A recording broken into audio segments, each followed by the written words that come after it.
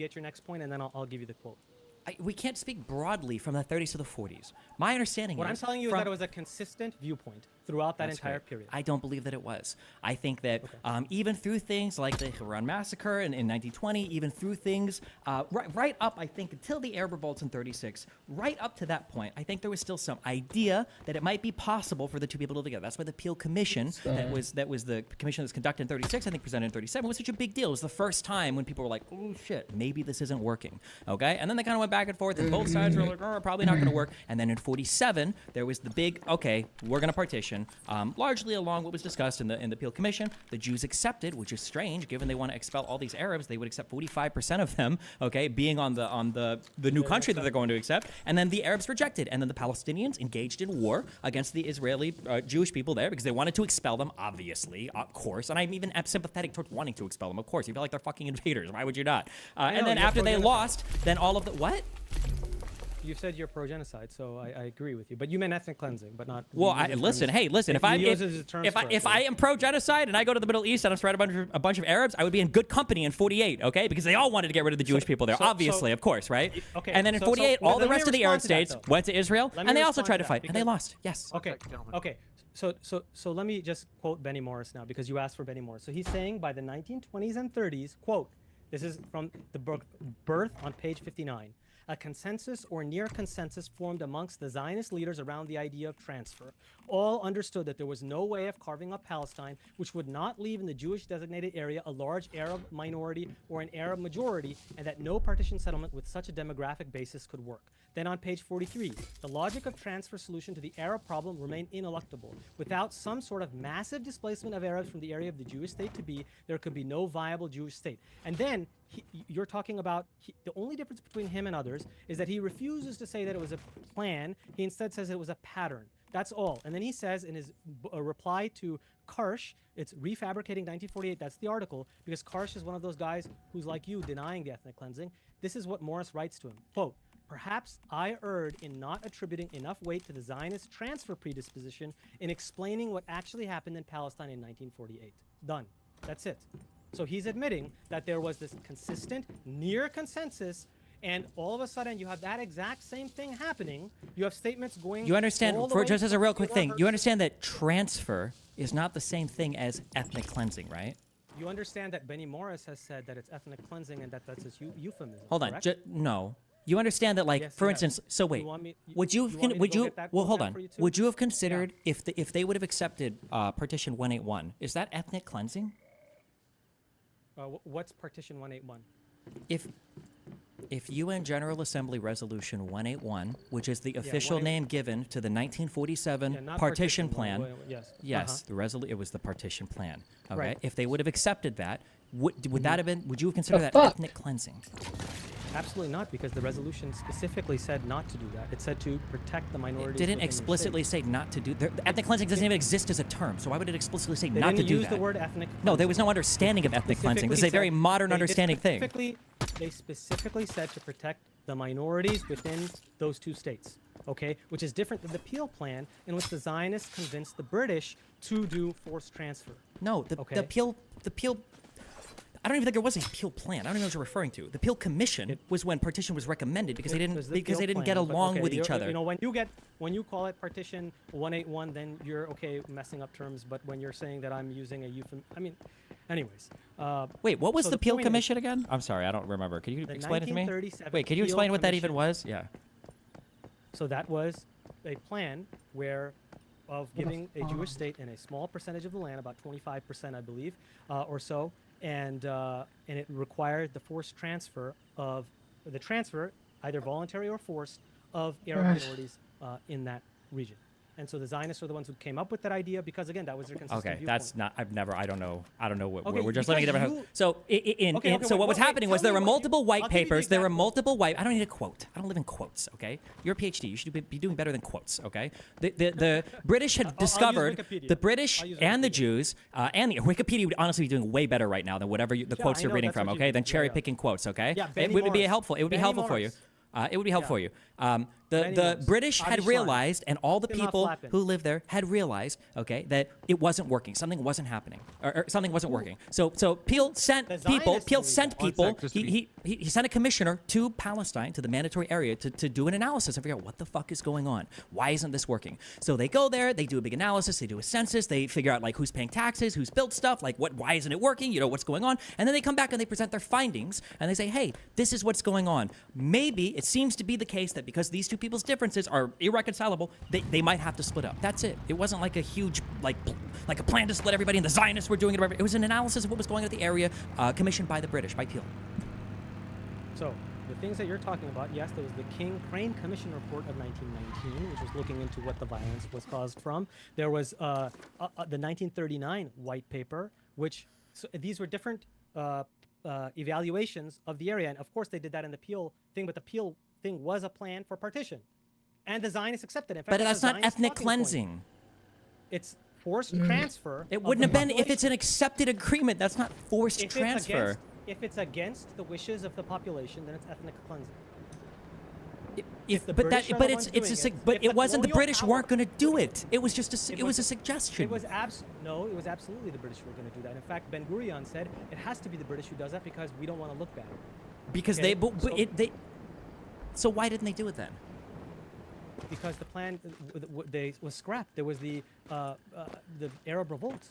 Why, yes, and the Arab revolts, by the way, were a huge reason why the Palestinians lost so badly in '47. They crushed the Arabs Of there. course, But if they wanted to implement, the colonial power crushed the if they wanted, population. and if they Correct. wanted to implement some huge split, some huge like establishing of a Jewish state, why wouldn't they have just done it in '39 after they chased out like basically all the Arab What was leadership that? and So- crushed the sorry, middle can class? you- can you- The can you British, repeat the the British question were again? never going to implement the Peel Commission, right? That was just the There were analysis they different did. factions. There were different factions amongst the British. There were some that were Zionists, and there were some that had more pro-Arab viewpoints. So what happened was in the Peel Commission, it was a Zionist-facing plan, and things changed, especially with the war, the war and all this kind of stuff. Things changed. Yes. So the different plans differ. So the 1939 white paper, for example, guess who liked that better than? So the Arabs like that better, right? And how did the Zionists respond to that? Do you know? They initiated waves of terrorism. Okay, and the waves of Why did they terrorism initiate waves of are terrorism? against the British? Yeah, why? Because the British were backing off from partition and said the majority of the population does not want partition, that it's not feasible, and therefore we should give this country, we should eventually move towards a democracy, and that's what we should move toward representative government. And that's what the Arabs wanted. That's what the Palestinians wanted. In That's fact, what happened in 1920 1940. The Brits said we're going to make a representative democracy with the Arabs in Palestine, the first of all of its kind in '39. And then the Jews 1939. were like, "No democracy. We're going to go do terrorism against the Brits." That's what happened. It's 1939, the white paper, yes. So I don't know what you're talking about. In fact, in 1920, there was this Syrian Congress in which they created the Arab Kingdom of Syria, which was a which lasted for how constitutional long? monarchy, which is a Syria democracy. had a revolution and a coup like every 2 years for like 3 decades, bro. really? Yes. Who crushed Who it? ca- Who crushed it? who's- Who I don't crushed know it? what the Mossad patriots that existed before the state of No. Israel did. The French and the British, including the Christian Zionists. And you know who didn't sign on to the constitutional monarchy with equal rights for all religious minorities? The Zionists. You understand in 1940, the big reason why I don't know where this fantastic story, or maybe I do, I don't know, maybe it came from a friend of yours, but the idea that in 1940, the reason why the Jews were fighting against the British because they were upset that a democracy was going to be created is not true. What they were mad about was, what you don't mention is after the Arab revolts, the British said, hey, in order to like kind of ease tensions in this area, we're going to walk back on our agreement that we made with the Jewish people, with the Balfour Declaration. We're going to say we're going to heavily restrict immigration. And you know what was happening at that same time? And I know how much you guys hate to talk about this, but there was the Holocaust going on. And there were a lot of Jews that were really fucking mad that people were being death camped and they couldn't actually go to Palestine because the Brits had said no more immigration. There are famous stories of certain boats full of Jewish people being the turned Zionists- back. So you know that's what why the- they you were know what the mad. Yes. Zionists did? And you know what the Zionists did? They did a whole prevented wave of Jewish terrorism from 40 to immigration. 44. Not only that, they prevented immigration of Jews to other countries. They put on pressure for the U.S. and the British not to accept Jewish refugees. Ben Gurion has a Oh, famous yes. quote. Ben Gurion has a famous quote where he says that I would rather I save only half of Europe's Jewish children and they come to Palestine rather than all of the Jewish children if they go elsewhere. You live in So that quotes. was what I the love your Zionists quotes. That is true. When he was having a conversation about how he felt about people fleeing, but that wasn't a policy position, and he certainly didn't encourage people not to accept Jewish refugees. He didn't need to. The entire world hated The Jews. It didn't Zionist matter. lobbied for the immigration restrictions. For in fact, they even When- there was even a did- famous case where they bombed a ship, dude. Oh, like in Baghdad, those of- Jews, of that was all done by the displaced- Mossad no, as well, of right? The Baghdad bombings were done by Jews too, right? yeah, that was Avish. Oh yeah, of course. Yeah, of course it was. Yeah. What else? What other ones do we have here?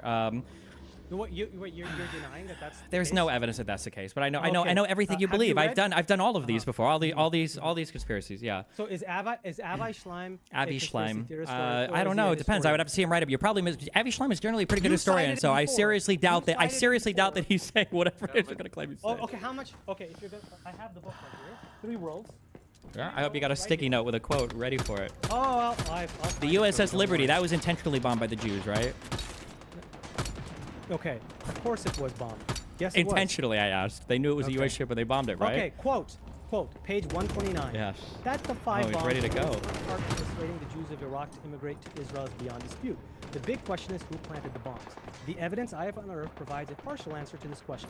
3 of the 5 bombs were the work of the Zionist underground in Baghdad. Backed by, there it is. Mind coding, right? Oh, I'm sorry I use books instead of Wikipedia. Yeah? You should try doing it on Kindle next time instead of having your little notes in there.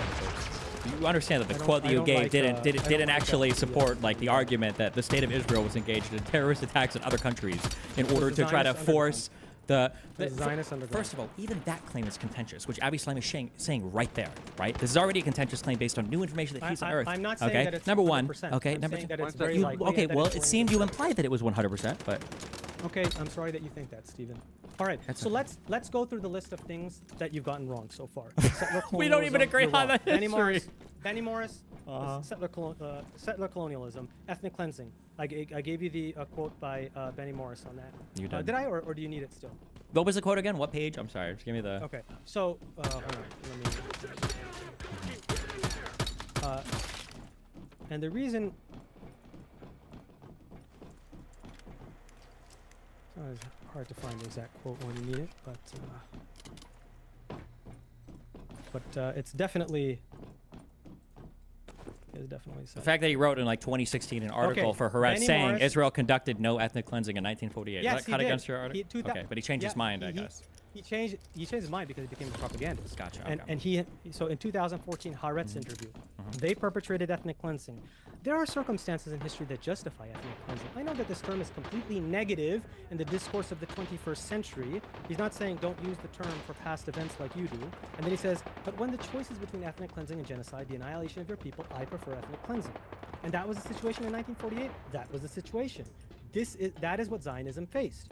A Jewish state would not have come into being without the uprooting of 700,000 Palestinians. Therefore, it was necessary to uproot them. There was no choice but to expel the population. Why was it necessary to cleanse uproot them? The villages. Why was it necessary to Why? uproot them? Because Zionism has the belief that you need a super majority of Jews, which is at least 80%. And so, because they believe that non-Jews. It will, wasn't because there was a civil war going on? The civil war came after the Zionists decided to initiate the war, correct? No, After it they didn't. already- No, so it the started. forced It started with the civil war. It started already- with the Arabs the- fighting the I- Israelis I after the already- rejection of 181.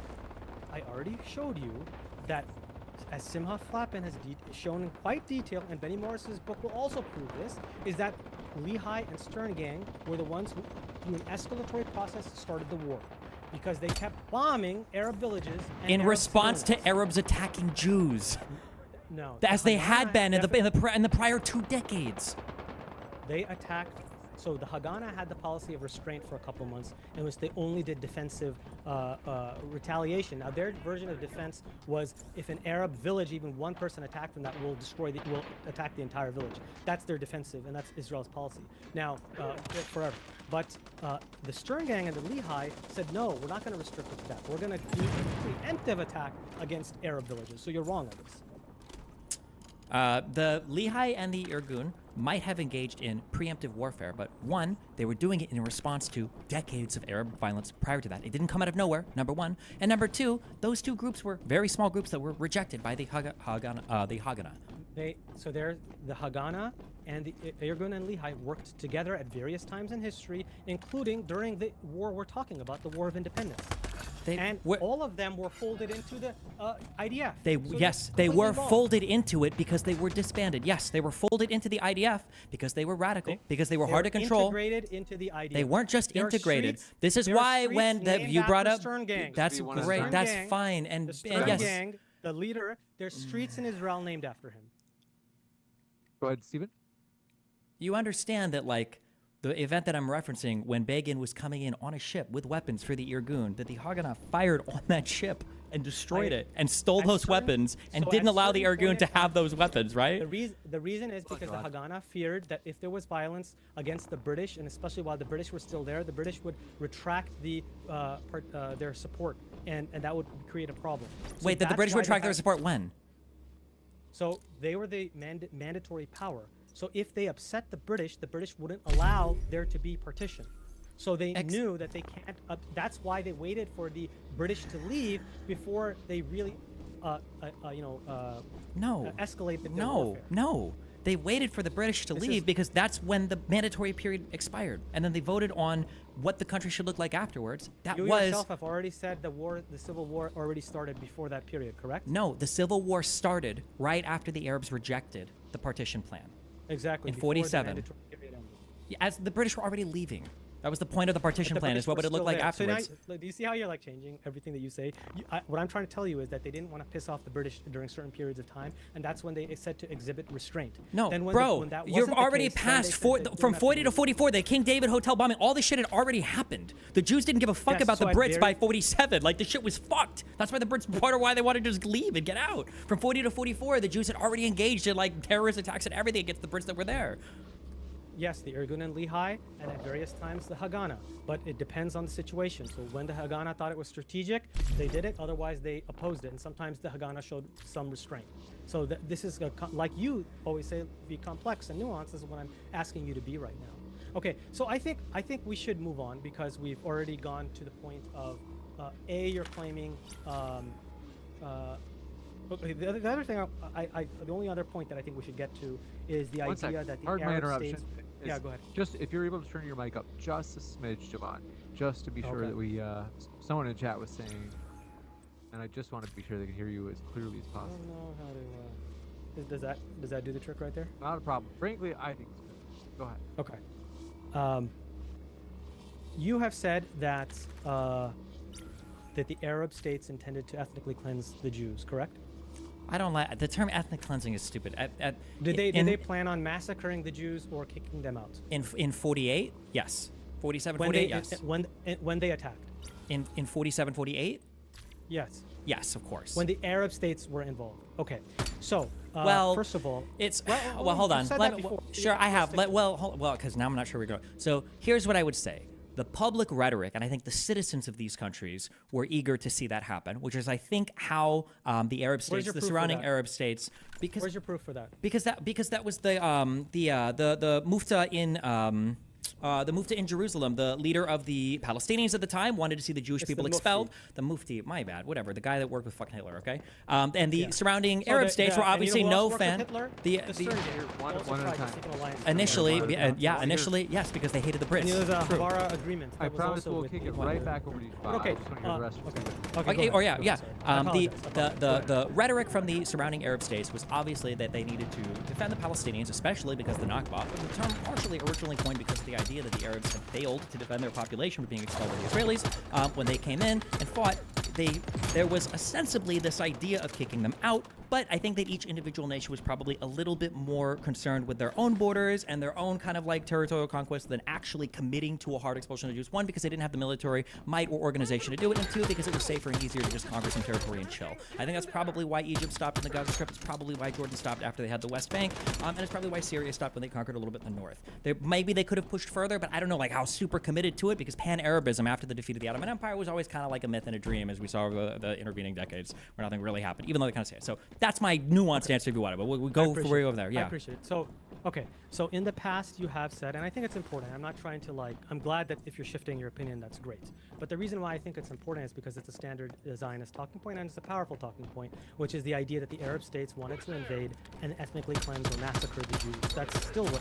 That's what the majority of Zionists think, right? So let's go through that one by one. Let's see what the evidence shows. Number one, the Arab states were reluctant to attack. They were compelled into war by the angry public, who was reacting to what? Reacting to the Nakba. There were all these Palestinian refugees. They were who reacting to the flowing in. Palestinians losing in 47, yes, and 48, yes. They were not them losing. They were reacting to them fleeing their homes in terror from the massacres. because they lost and their losing they lost their civil because war. they were yes. being massacred. No, they were being massacred. You don't have to be so Hutus and Tutsis, right? I know that you're a pro-ethnic cleansing guy, but normal people, when they see people getting ethnically cleansed, don't think that's something that you go, yeah, that's cool that they lost. Okay, but anyways, here's what General John Glubb said, and this is quoted in Morris's book, 1948, page 181. The Arab statesmen did not intend war, he writes, and they knew that they were heavily outmatched by the Zionist entity. They only very reluctantly and lethargically mobilized for war because, quote, none could ignore the Palestinian Arab tales of massacre and exodus. Morris, page 182 of 1948. The stated objective for the war, what was it? It wasn't what you claimed in many debates before, that it was to ethnically cleanse. It was to save the Palestinians from the massacres that were taking place. Quote, Morris, 1948, Wait, what? page 187. Wait. You think that? Hold on. So you think that Yeah, in go 40 and 48, you think the surrounding Arab states would have just wanted to fight to what? The partition borders in 181? So let me tell you exactly what they were trying to fight for. They were trying, and this happens in multiple times in history. Are you just Their going to say to intention save was- the Palestinians without actually? Well, can I finish? Is that okay? So number one is, yes, they were forced by the public to at least publicly say that's why we're going to, and reluctantly they went to war. And number two is they were desperately hoping for international intervention to stop the war. That's why they went to war. Okay, and they hoped that if they showed enough strong force initially, the international body would get involved, America would get involved. In fact, America did get involved. The Americans got involved and the British got involved. There was an British proposal, there was an American proposal that both proposals the Zionists rejected. Okay. There was already a proposal. It was called Resolution 181. The Arabs rejected it. Kind of hard to go back to that after you reject it, start a civil war, and So lose. I already told you that the Zionists also rejected They every didn't, single though. They part of accepted it. You're saying they sneakily rejected it. They didn't. They accepted it in whole. No, they didn't. They falsely accepted it. Okay, so when you accept the resolution, is it okay if there's a resolution that you can't have a nuclear weapon, is it okay to say yes, I accept that, and then go and make a nuclear weapon? Would that be acceptable to you? Asking me if it's okay to do it is different So than asking a if it was country- accepted. If a country Yeah. said, yeah, if Iraq, let's say there was a resolution passed against Iraq that you can't have nuclear weapons, and then I said, Saddam Hussein, he accepted the resolution, Okay. and then he goes to his cabinet the very next day and says, I didn't really accept this, we're gonna make a nuclear bomb, and then he makes a nuclear bomb. Would you then use that as a talking point that, see, he said that he's not gonna have a nuclear bomb? What's the point of that? The point is that I would say the point is It makes that it worse. No, yes, it does make it worse. The point is that now you can go with all of the condemnation of you violating and agreed upon, whether it's a Chapter 6 or 7 UN resolution. You agreed to this resolution, you violated it. These are causes for what? They're causes belli. Yeah, you can do these depending upon how, depending on the type of resolution. Yeah, of course. First of all, it's a non-binding resolution. As Doesn't you've matter if it's already non-binding. accepted You that can the still General use Assembly it. is non-binding. It doesn't In matter. You can fact, still use it. Americans said, let's go to the UN, propose that we should go to the UN Security Council and resolve this situation, and that's what the Arabs and the Palestinians wanted. And so it was only the Zionists who refused to do that. The In fact, Arabs and there the were multiple Palestinians wanted it. truces. There were They multiple already, bro, they truces. already shot down the UN resolving things in 47. You focus on one thing that they disagreed with, whereas you reject all of the, or you ignore all of the other proposals that the Zionists disagreed with. Why do you focus on that? Because it's a Ignore Zionist which topic. ones? What are we talking Okay, about? should we go through the list of peace proposals that the Zionists have disagreed with? After and 48, rejected? what's the first one? Before we can, okay. There we was the can start Lausanne Peace from- Conference in 52, where the Israelis accepted that they would have there's taken a- on 200,000 Arabs in the Gaza Strip. That was rejected you because got the Arabs both- didn't want to you leave got- any land. Yeah, what do you? You got the year wrong, and you also got the number wrong of the refugees. Sorry, So was it you're 51 wrong instead on- of 52? No. So first of all, not 200,000 refugees that they accepted. In fact, they rejected the American proposal, which was around that, and Truman sent a letter to the Zionist leaders and said to Israel and said that. Wait, what are your we talking? I don't know what intransigence what are we on this- talking about right Talking now? about Luzon Conference. Okay. 1949.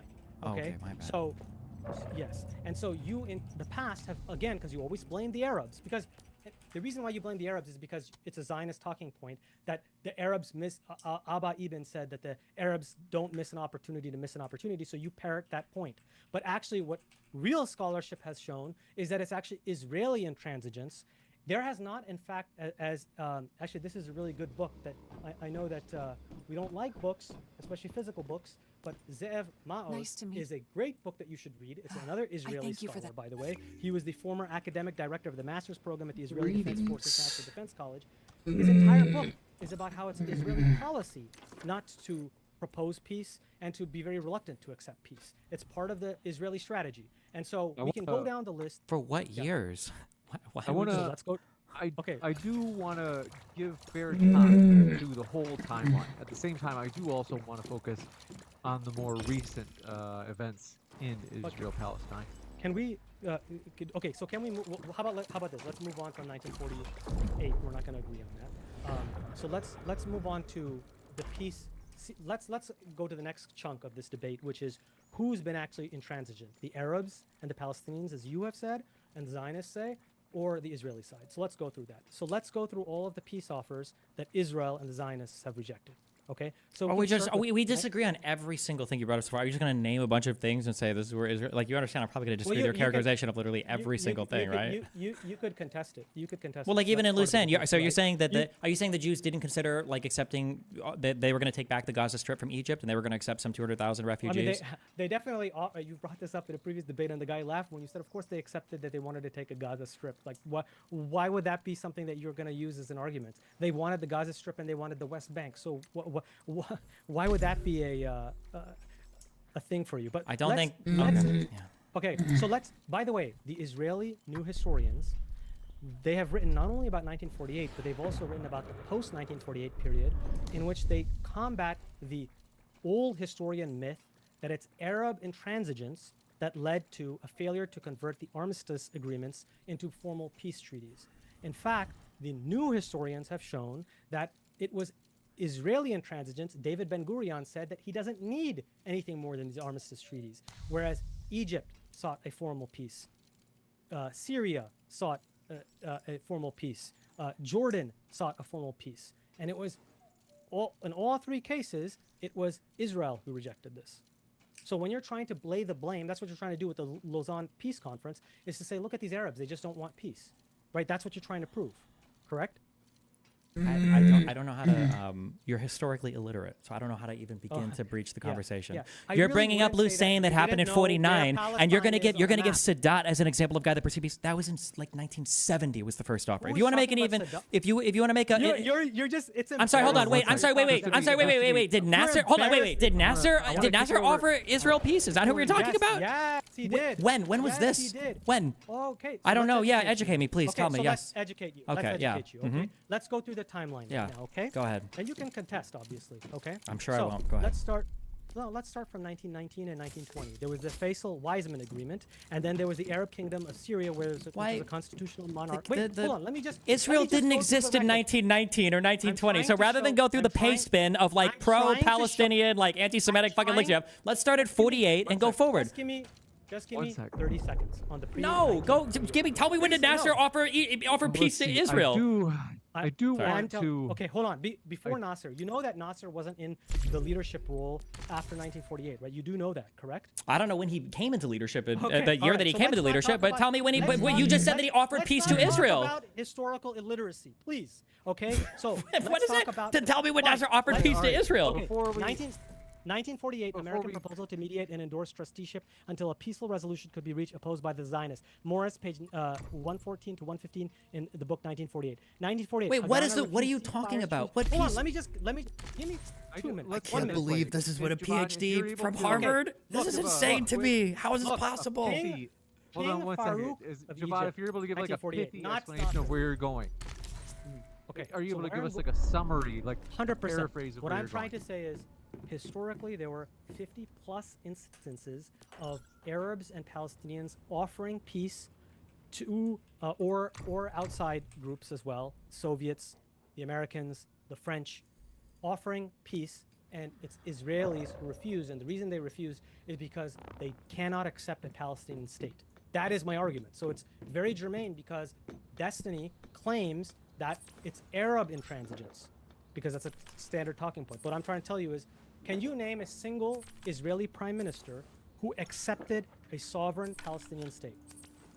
A single Israeli prime minister who accepted a Yes. sovereign Palestinian state.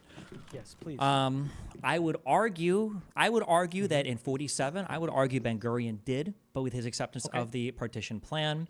I believe that.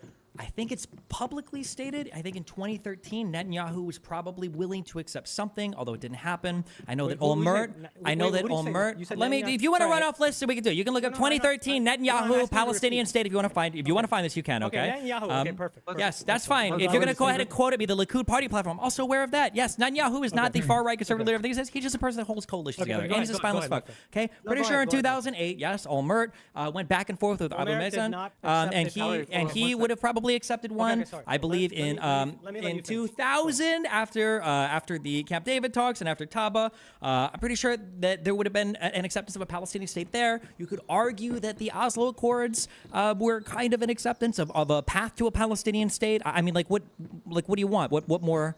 Okay. Can you give me here's a question. All right. Can you give me an example 100%. where the Palestinians have accepted the existence of an Israeli state with defined borders? Yes. Yes. Please don't just say that it's when Arafat recognized Okay, hold on, Israel. Hold on. Yeah, go ahead. First, can I? Okay, so now you've given a list. Now let's respond in kind. You first said David Ben Gurion. Okay. So David Ben Gurion, 12 days before the UN met to decide the fate of Palestine, he sent Golda Meir, representing the Jewish Agency. She secretly met with King Abdullah of Jordan and reached a broad understanding with him, effectively splitting Palestine between them. This is in Iron Wall, page 31, Avi Schleim. Okay, so if you're going to say, let's say Germany and Soviet Union, they make a secret pact amongst themselves that they're going to split Poland in half. Do you think then that Germany is going to, you could say that they're accepting the existence of a Polish state? No, you'd say that they plan on invading. So that is That's not a plan on invasion. invasion. What are you talking about? It is the plan to split the West Bank in half between Israel, Palestine in half. I would have to between, see the details of that letter from Golda Meir. I don't know if it was Okay, to it's split it not- in it's- half or if it's it a was just an meeting. agreement. If it was an It was agreement, them to take the West Bank. It was for them. To take the there West you Bank. go. Not split it, but to take it. That's correct. I already corrected myself right after because Okay, it thank was you. later Alright. that they went to splitting it. Because then David Ben Gurion, after the war started, then he regretted that decision and said we should actually attack and get the West Bank. And then there was a big debate amongst the Zionists about whether they should do that or not. Absolutely was not. He would have never. 100%. No, because they were 100%. I'll give you super the- they were okay, hold super on. aware Hold of the demographic issues. There's a reason why the fighting stopped where it did. No, absolutely You- not. but They they would have were never ethnic- invaded to they- take these things. They were ethnically cleansing, right? Not for no that's reason, why. no. But There you're- was a war. But you're actually not 100% incorrect. It is because of demographic reasons that they decided not to do it, as well as, more importantly, because of the British. Okay, because the British were still involved with Jordan. Okay, but okay, let's go through the record now. You named David Ben Gurion, so I already told you that 12 days before, that's what he said. David Ben Gurion in 1956. That didn't even make sense. What would the British hold being on. involved with Jordan have to do Hold on. with Israel conquering the West Bank? Because if they're conquering the West Bank, there can't be a Palestinian state, right? No, there wasn't a Palestinian state. Nobody even thought about this So or cared the about this at that partition point in plan- time. So the entire argument of Zionists is that the Zionists agreed to the UN partition plan, which said half the state for half the land for you, half the land for us, Yes. an Israeli and Palestinian state. Correct. That's the whole Zionist. And then the talking Arabs point. rejected it. Yes. And what I'm trying to tell you is even before that, 12 days before that, there was a secret plan that they're not going to do that. That they had. There made wasn't that a secret with plan. There Jordan. was a discussion because Abdullah There was an and later on agreement. his. There was an agreement. There was an agreement. No, I don't believe so. Yes, there was. You're wrong about this. Okay. It's an Iron Wall, page 31. Oh okay. well, fuck. Now let's go to Iron Wall, page 30. Oh Jesus. Okay. Oh yeah. Okay. My yeah, bad. because of book. But how do you quote a book, right? Okay. David Ben Gurion in 1956 quote: "The West Bank should be organized in an autonomous area connected with Israel economically, while Israel manages its foreign policy and security affairs." So what I'm trying to tell you is that every single Israeli prime minister, when they even have mentioned the state, they actually say less than a state, and they really mean an autonomous region or a Bantustan. So they don't ever want. When an was that actual quote? When Palestinian was state. that? When was that quote? I'm trying to show now because you're always going to say, "Oh, that was this year, not the other." No, year. I I'm just trying want show you to. I want you to have an understanding of what you're even It's saying. 19 56. That's what you said, Please- right? Please, please, for somebody who didn't know where Palestine was on a map, have some level of humility. Yeah, in Please. 1956, Please, what? you Yeah. have, so it's 1956. Okay? Yeah. Like. And what would he have been have some talking about? humility. What was Ben Gurion talking about there? Sorry, what was the quote again? He was talking about his plan Uh-huh. for the Middle East. And he had a very expansive plan at that time. Okay. Not only to, by the way, there was a war that was launched because of this plan. So anyways, so this was part of that. So part of his plan was that the West Bank should be organized in this way.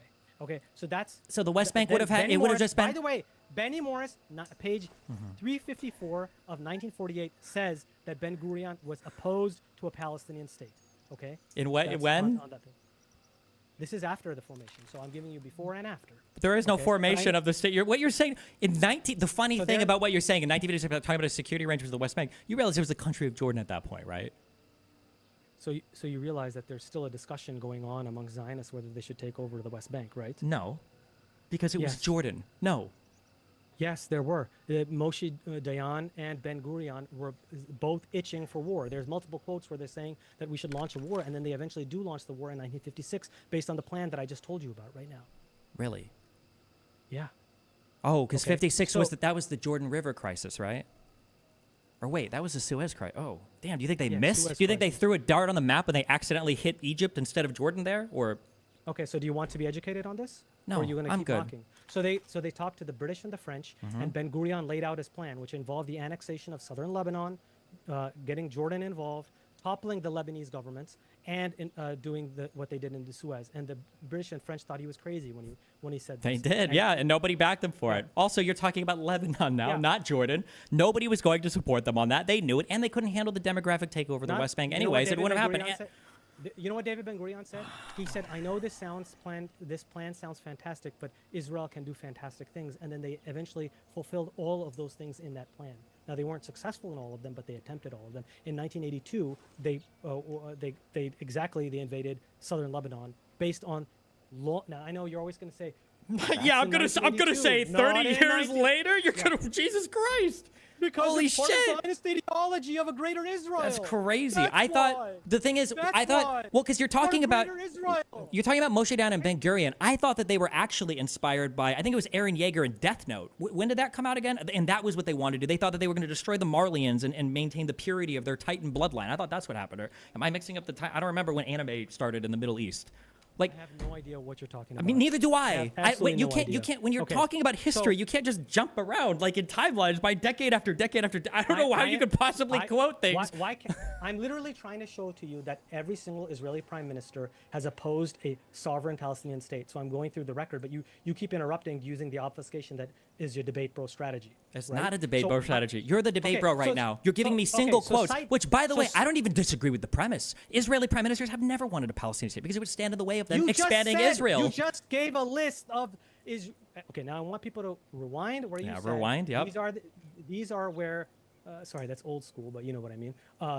It gave a list of prime ministers who accepted a Palestinian state. You're the one who said that, right? You Yes. said Omer. They've accepted you it. said Rabin. Yes, I You know did. what Yeah, Rabin and said? Ehud Barak. Yeah. You know what Rabin said? What? I wish You know what Gaza he would said? sink into the He said- ocean. Which one? Yeah. Which quote do you want to go now? Yeah, I've heard Okay, them all. Go ahead. Okay. You have? Okay. What did he say about a Palestinian state? What did he say about a Palestinian state? So I don't know. Tell me which one. He said this to an address to the Knesset in 1995, Mm-hmm. exactly when the Oslo Accords were. Quote, "We would like this to be an entity which is less than a state." Mm-hmm. They wanted autonomy. That's it, a Bantustan, and which will independently run the lives of the Palestinians under its authority. The borders of the state of Israel during the permanent solution will be beyond the lines which existed before the Six-Day War. We will not return to the June 4th, 1967 lines. We want a united Jerusalem, Jordan Valley, the establishment of block of settlements in Judea and Samaria. Yes. Do you understand what he's saying there? Yeah. No Palestinian state. What he's saying is that Okay. they don't want to retreat all of the expanded settlements because they had expanded them a little bit past the Green They Line, are past so- the armistice lines of so- 47, 48. And the biggest thing when Rabin, because every time a Jewish prime minister is trying to negotiate, they always have their backs against the wall at home. So they're always trying to shore up their base at home while they're also trying to do peace talks with Palestinians who are just doing terrorism after terrorism after terrorism. So yes, they will say things in order to. There's Yeah. your standard argument against trying to lean into stereotypes about violent Arabs and Muslims. What is the stereotype? What? I'm sorry. Wait, have Palestinians not engaged in like terrorist activity against the state of Israel since they've like existed? Really? I'm sorry. Didn't Zionists engage in mass terrorism decade after decade? Weren't they successful in their terrorism and they got the British to flee?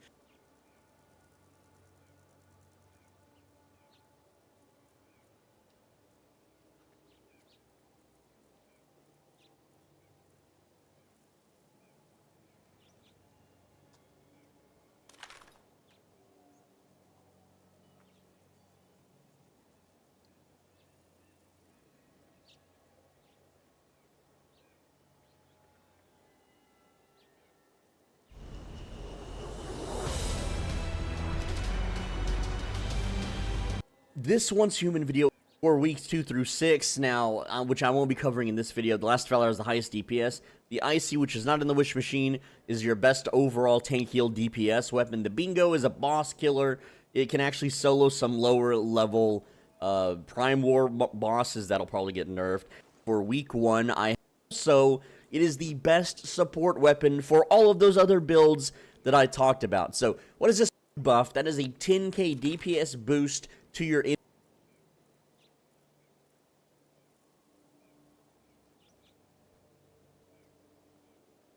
in-game DPS.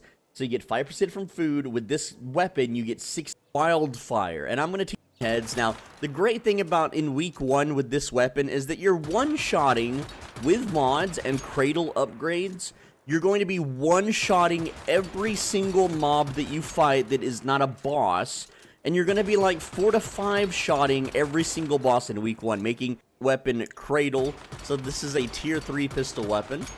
And I'm just going to tell you right now, target dummies cannot be marked with bullseye. So when I shoot actual targets with this, I didn't have a level 40 character. Be like, doo-doo-doo-doo-doo. There's no mods on the armor, and the only Cradle was the pistol Cradle. So this may not look like much for tier 5, but you have to remember that with the scalability in tier 5 and hitting mobs that can be painted with a bullseye, you're going to be dealing like 5 to 10 times The mandatory region because of that terrorism? Yeah, the difference is I don't deny it. Yeah, no shit. Yeah, of course they did. Yeah. So I don't but so I do you admit think I'm mine, but you don't denying that admit. Oh wait, okay. So then, do you admit that people like Arafat and the PL literally started as like basically resistance fighter terrorist groups? Yes. They all resistance. Yes, they were resistance liberation movements, just like the Jews, just like the Jews in the 40 to 44, right? Thank you. Okay, there you go. Yes, they're all fighting. They've all got their reasons to fight. Yes, true. Thank you. But when you're trying to portray the Arabs as specifically violent, I'm trying to show you that that's not true. I'm not saying the Arabs are specifically violent. I'm just fighting against this stupid notion. Because only when I'm arguing against people like you who are like the Arabs welcomed the Jews with open arms and kumbayas. It's not true. They was fighting the whole fucking time. Well, actually, you have said previously that you said this in your debate with Eddie Liger. You said that Arabs violently rejected the Jews from day 1 when they immigrated. That's what you said. Yeah, which they have. Okay. Yes. That is completely false. Okay? What are you considering day 1 here? Day 1 is day 1 when they land, right? What, like out of parachutes? Like they're going to drop in Tomato Town? What is day 1 to be? I'm just curious. Okay. You don't even have a day 1 because you don't even know any of the dates. Okay. What are you talking about? Do you know when day 1 started? 1880s.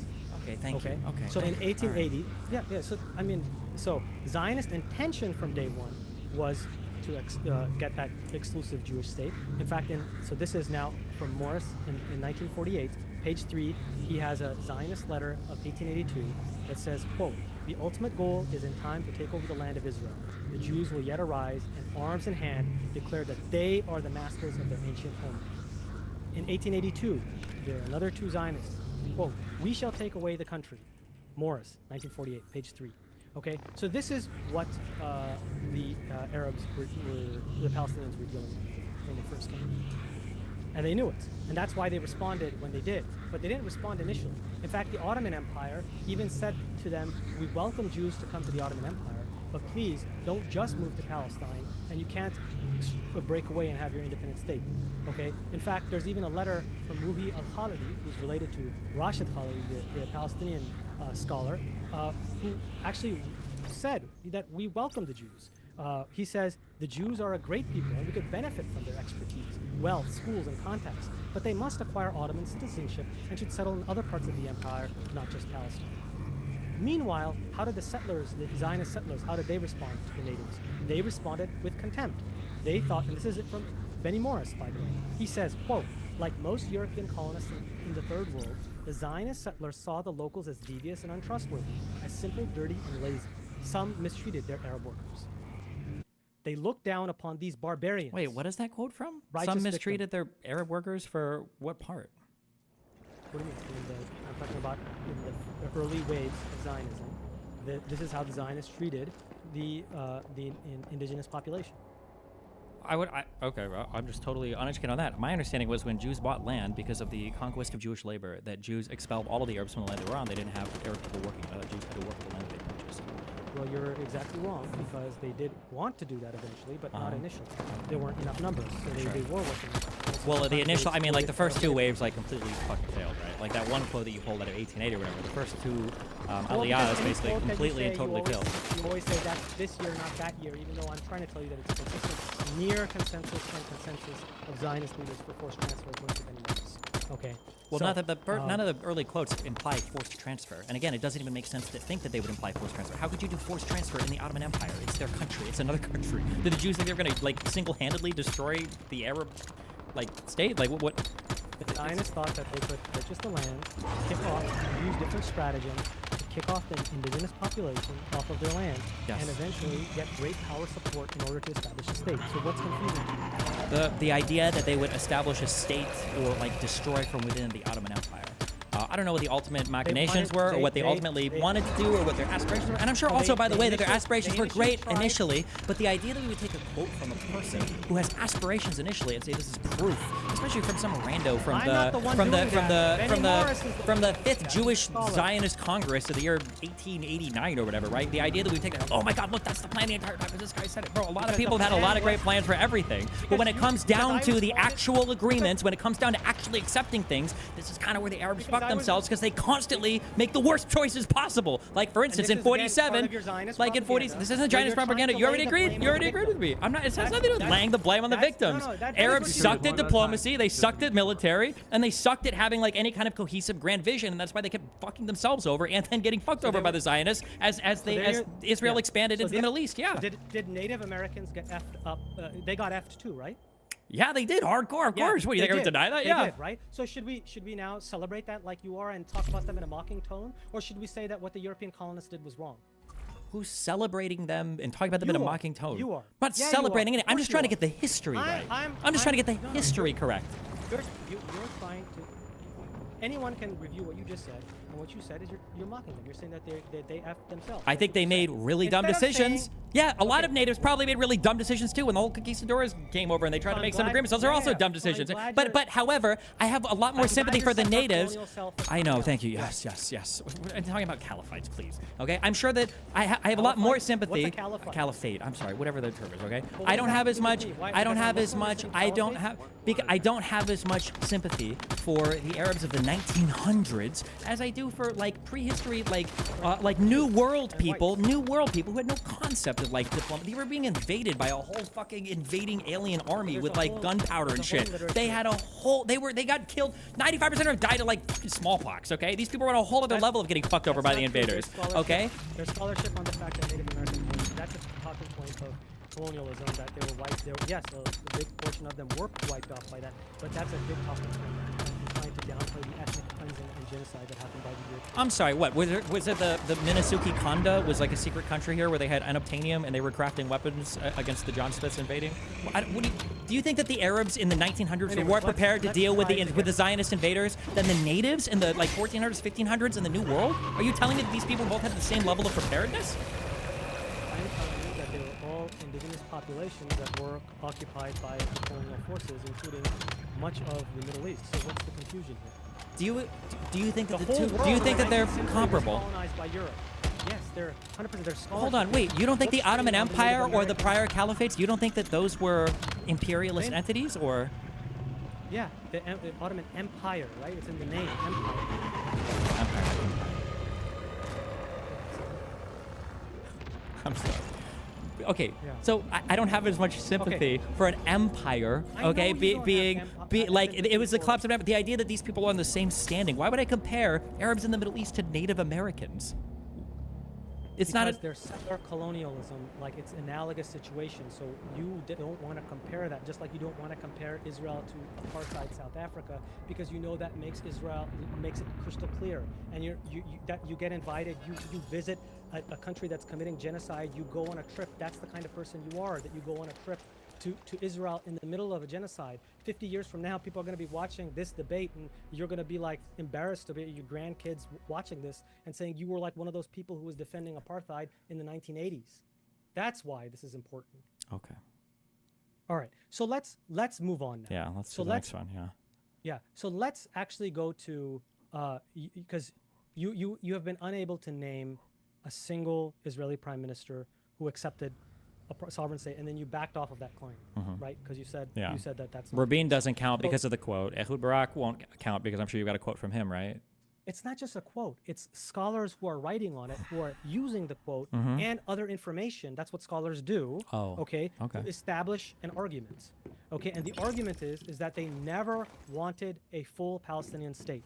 Well, now it's a Because full the- Palestinian state, or Yeah, a sovereign state, right? That's what sovereign means. okay. Okay. And So and then in now- 47 when they now you accepted the said- Palestinian state, you that didn't said- count either. You Okay. said Uh-huh. you said that it's Palestinian intransigence when it comes to. Do you agree? Wait, real quick. Just do we yeah, agree go that the ahead. surrounding Arabs didn't want a Palestinian state either after 48? So the Arab states were varied on this, and many of them were terrible on this. So Jordan wanted to exploit the situation and expand their territory. So now this is, I guess, a talking point for you, because look how stupid and bad the Arabs are, right? But I'm going to agree with the factual record and say the Palestinians, as the indigenous population, did get screwed. Yes. Okay. And the Arab dictators have a huge part to play in this. Cool. You could just say Arab leaders. We know they're dictators. Yeah, because Arabs are bad. They're terrible. That's the reason. I never said that. Sometimes dictators can be No, no, based. no. Okay. All right. Do you think So- dictators inherently bad? That's kind of racist, isn't it? Okay. So you mentioned Khartoum, right? Mm-hmm. You did, right? Actually, that's another big talking point Yeah. of Zionists, where they Yep. say You're going to talk about this- how the three no's, no actually is like yes in Arabic or something? Or what are we doing here? Haha, that's funny, right? Uh-huh. So, Avi Schleim, quote, "In fact, the conference was a victory for the Arab moderates who argued for trying to obtain the withdrawal of Israel's forces by political rather than military means. Arab spokesmen interpreted the Khartoum declarations to mean no formal peace treaty, but not a rejection of a state of peace, no direct negotiations, but not a refusal to talk to third parties, and no de jure recognition of Israel, but de facto acceptance of its existence as a state," which, by the way, mirrors the exact view of Ben Gurion and Israel towards the armistice agreements. Okay? At Khartoum, Nasser advised and indeed urged King Hussein to explore the possibility of a peaceful settlement with Israel. Quote, "But Israel's leaders feared the new manifestations of Arab moderation and progress towards peace. They therefore deliberately misrepresented the conclusions of the Khartoum summit as the climax of Arab intransigence in order to justify the toughening of their own position." Iron Wall, page 276 to 277. Meanwhile, while you're talking about the 3 no's of the Palestinians, here are the 5 no's of the Israelis, even as late as the 1990s. Israel, quote, clung to the current 5 no's. No to a Palestinian state. No to a return to the 1967 borders with only minor modifications. No to a discussion of the permanent peace settlement. No to withdrawal from the Jordan Valley. And no to a negotiation with the PLO. Wasn't that just like the same thing 5 times? No, that's not. That's Okay. 5 different things. Okay. Okay. Gotcha. Yeah. Well, you could say that about the 3 no's too, right? Would you? But things only cut. Yeah, the only things cut one way for you. I know that. Okay. Wait, hold so- on. No, the 3 no's for the Yeah. Khartoum conference were pretty distinct. One was there could Okay, be you no know what, I formal don't- peace agreement. The 2 is that Yeah. they can't negotiate anything, so no economic ties or anything. And then the 3rd was you could never even recognize Israel as a country that you could even do business with. There was I'm nobody not even going to to talk quibble on you because this is a silly point to quibble on. Okay, I'm but so sorry. My bad. Yeah, you my should bad. be. Okay, so Israel refuses to deal with the PLO, right? 1970. Let's go to the 1977 Likud manifesto. You always. Why do they Zionist refuse to always- deal with the PLO again? We just kind of glanced over Because that they- real quick. Yeah, because they're a resistance organization that uses violence to I have a question for you. Mm-hmm. Do you think that Occupy Man, do you have to eat while you're debating, man? They're cookies. It's kind of. Oh, watch out! You can make Qassam rockets out of cookies. You got to be very careful because Hamas has hired the Cookie Monster. You know that, right? Cookie I'm Monster gonna and hire the Gonk dude tomorrow. I got it. Don't got worry. Qassam rockets. Yep. Yeah, but Cookie Monster ate all the rockets, so it's like a big thing. Okay. But What is the Cookie Monster? The Iron Dome here? Or? the ineffective Iron Dome, yeah. But okay, Wait, are you one? Do you believe that? You believe the Iron Dome doesn't work? Are you one of those people? no, I didn't say that doesn't work, Oh, but I'm okay. saying that it's not as effective as people imagine it to be. That's what I'm trying to say. And if you want Because of scholarship Postal. on it, Yes, I know. Don't worry. I've read that Finkelstein page. yeah, because you're the real scholar, and I know Finkelstein is, what is he? He's just a quack. Compared to Finkelstein, okay. I'm the fucking grandmaster Yeah, of the Harvard you Library are. of History. Absolutely. Yes. Yeah. I know. As long as you can find Palestine on a map, right? That's all we. Well, right now, technically, nobody can find Palestine on a map. Actually, if you really Okay, think about it, so nobody let's- has ever been able to find Palestine on a map. Okay, Funnily okay, enough, let's- but yeah. Okay. Let's. Yeah, that's funny. I know. So let's move on to the peace treaties now. Let's go through that. So 1978 Camp David Accords, right?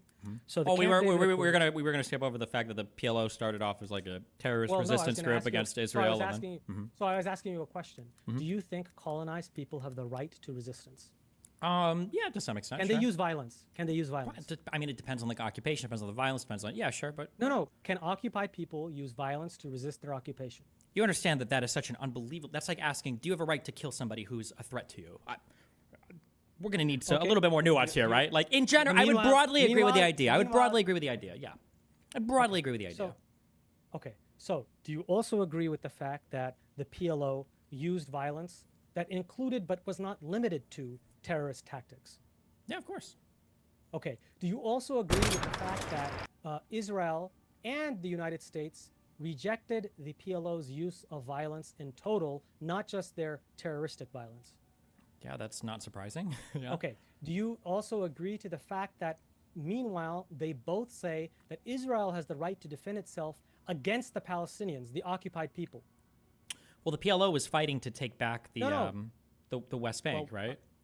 No, what I'm trying to tell you is, like, even right now in the current situation, you have said, like Zionists, Chumcha that you are, you have said that Israel has the right to defend itself when it was attacked on October 7th, correct?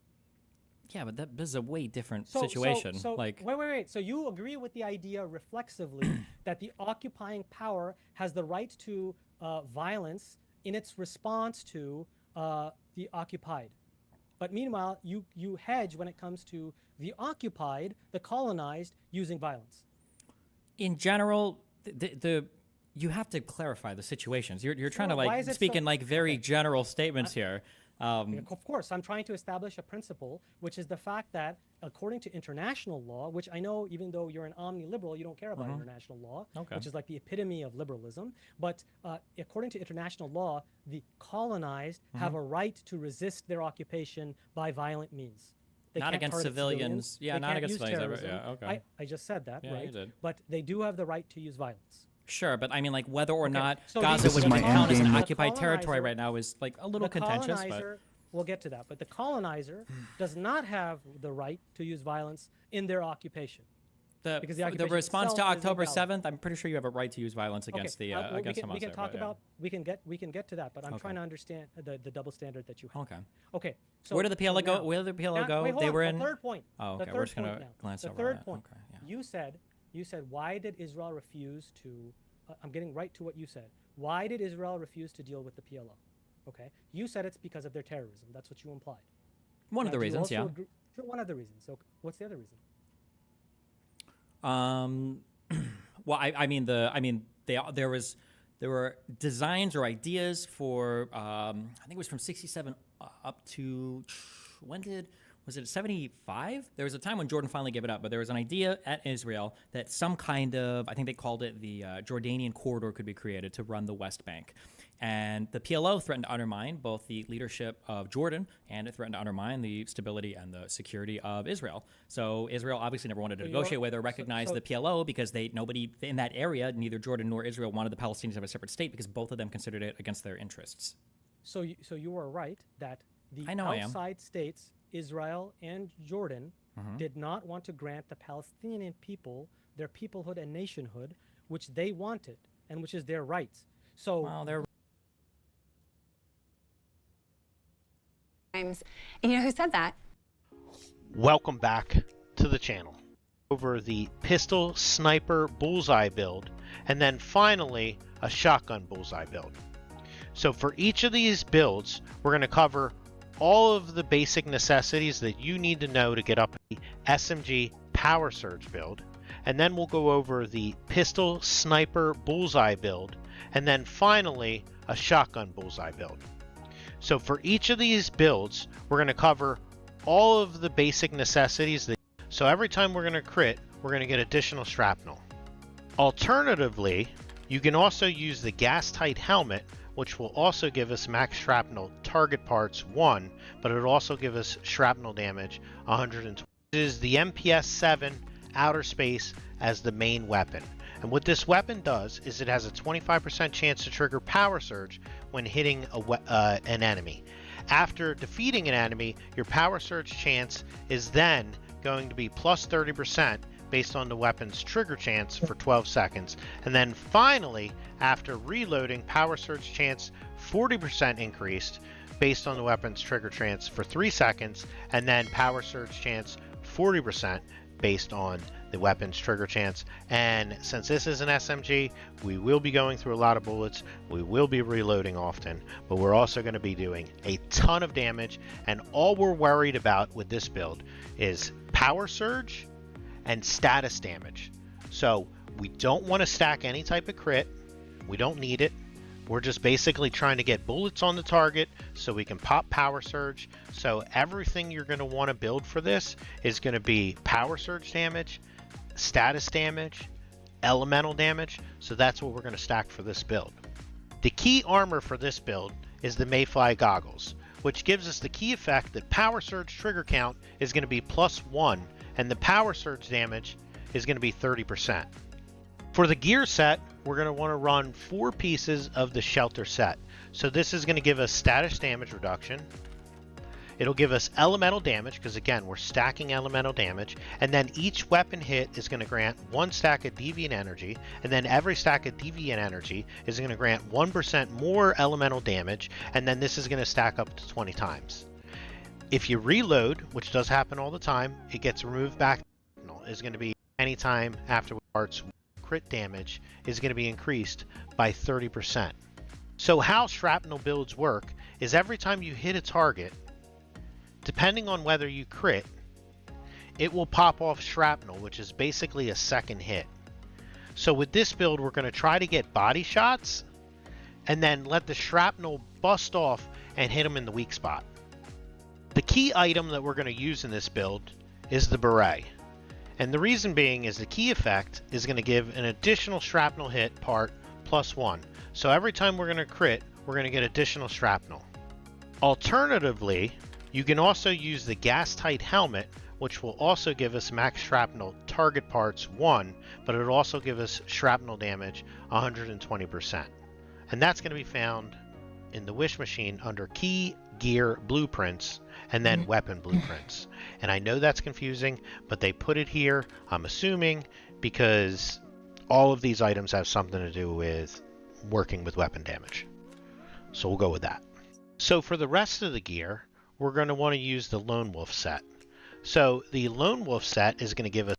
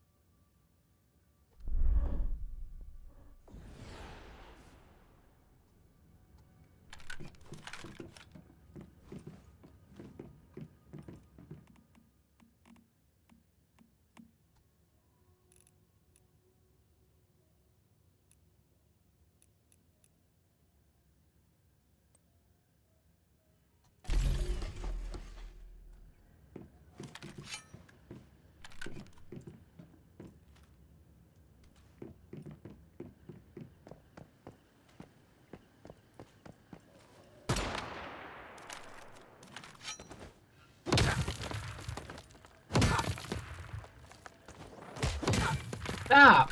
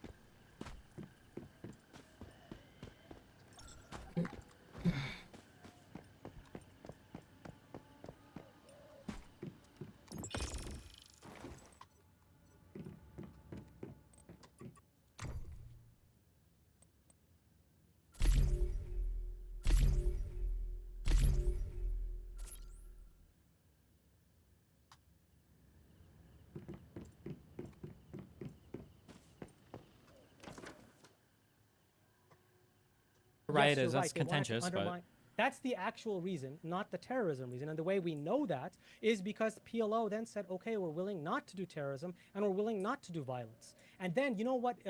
So what happened was PLO started becoming pacified. They became accepting nonviolent means. And once they embraced those tactics, did Israel say, oh, that's great. We're happy that you're doing that. Let's talk and make peace. No. You know what they did? They said this is a Palestinian peace offensive. And they said we have to counter this, and this is a huge threat to us. So in 1982, they said, let's destroy the PLO. And that's what they were doing in southern Lebanon. That was the purpose of the 1982 Lebanon War. Like, how did they that get was- to Lebanon again? Why was the PLO in Lebanon? Because they got kicked out of their territory, their land, by Israel, and then also, yes, by Jordan as well, which is a collaborator in this. So Oh. again, Arabs bad. Wait, why they get Arabs kicked bad. out of Jordan?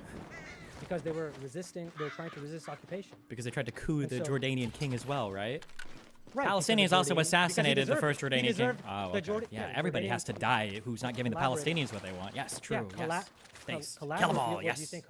Oh yeah. Do you think Hamas leaders should die? I mean, two You out think of a three lot of them are people should gone die, now, right? You think? Yeah, that's 40,000 Palestinians are dead too. That you think that's Well, nothing? supposedly, I mean. So you like yeah, supposedly, yeah. It's you know, who knows how many people died, right? Who knows how many people died in the in the Holocaust? Who knows? Let's do all this. Not one more, not one less. Don't worry, I know that number.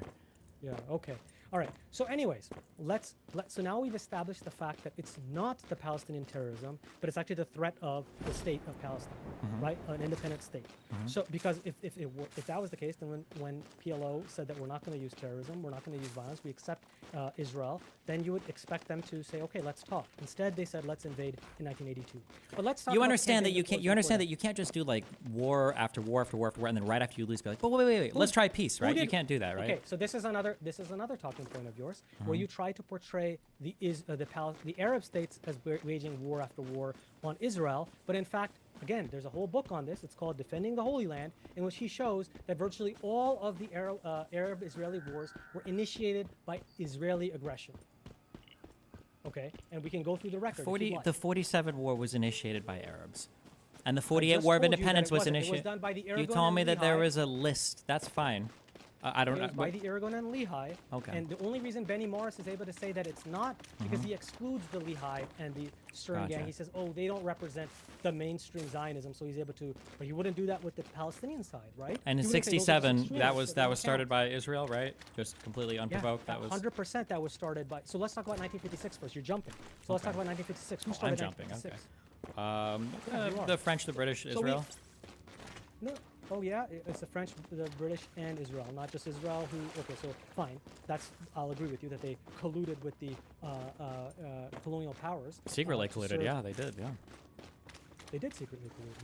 What's the confusion here? There's no confusion. I agree with you. That's like one of the best examples of Israel being fucking sneaky. They were super hungry, desperate Okay, for but an by the alliance way, in the West, so actually- they wanted to do a secret little plan with France and Britain in Well, they order to wanted to- fight with they Egypt wanted to and take- have control over the Suez. Yeah.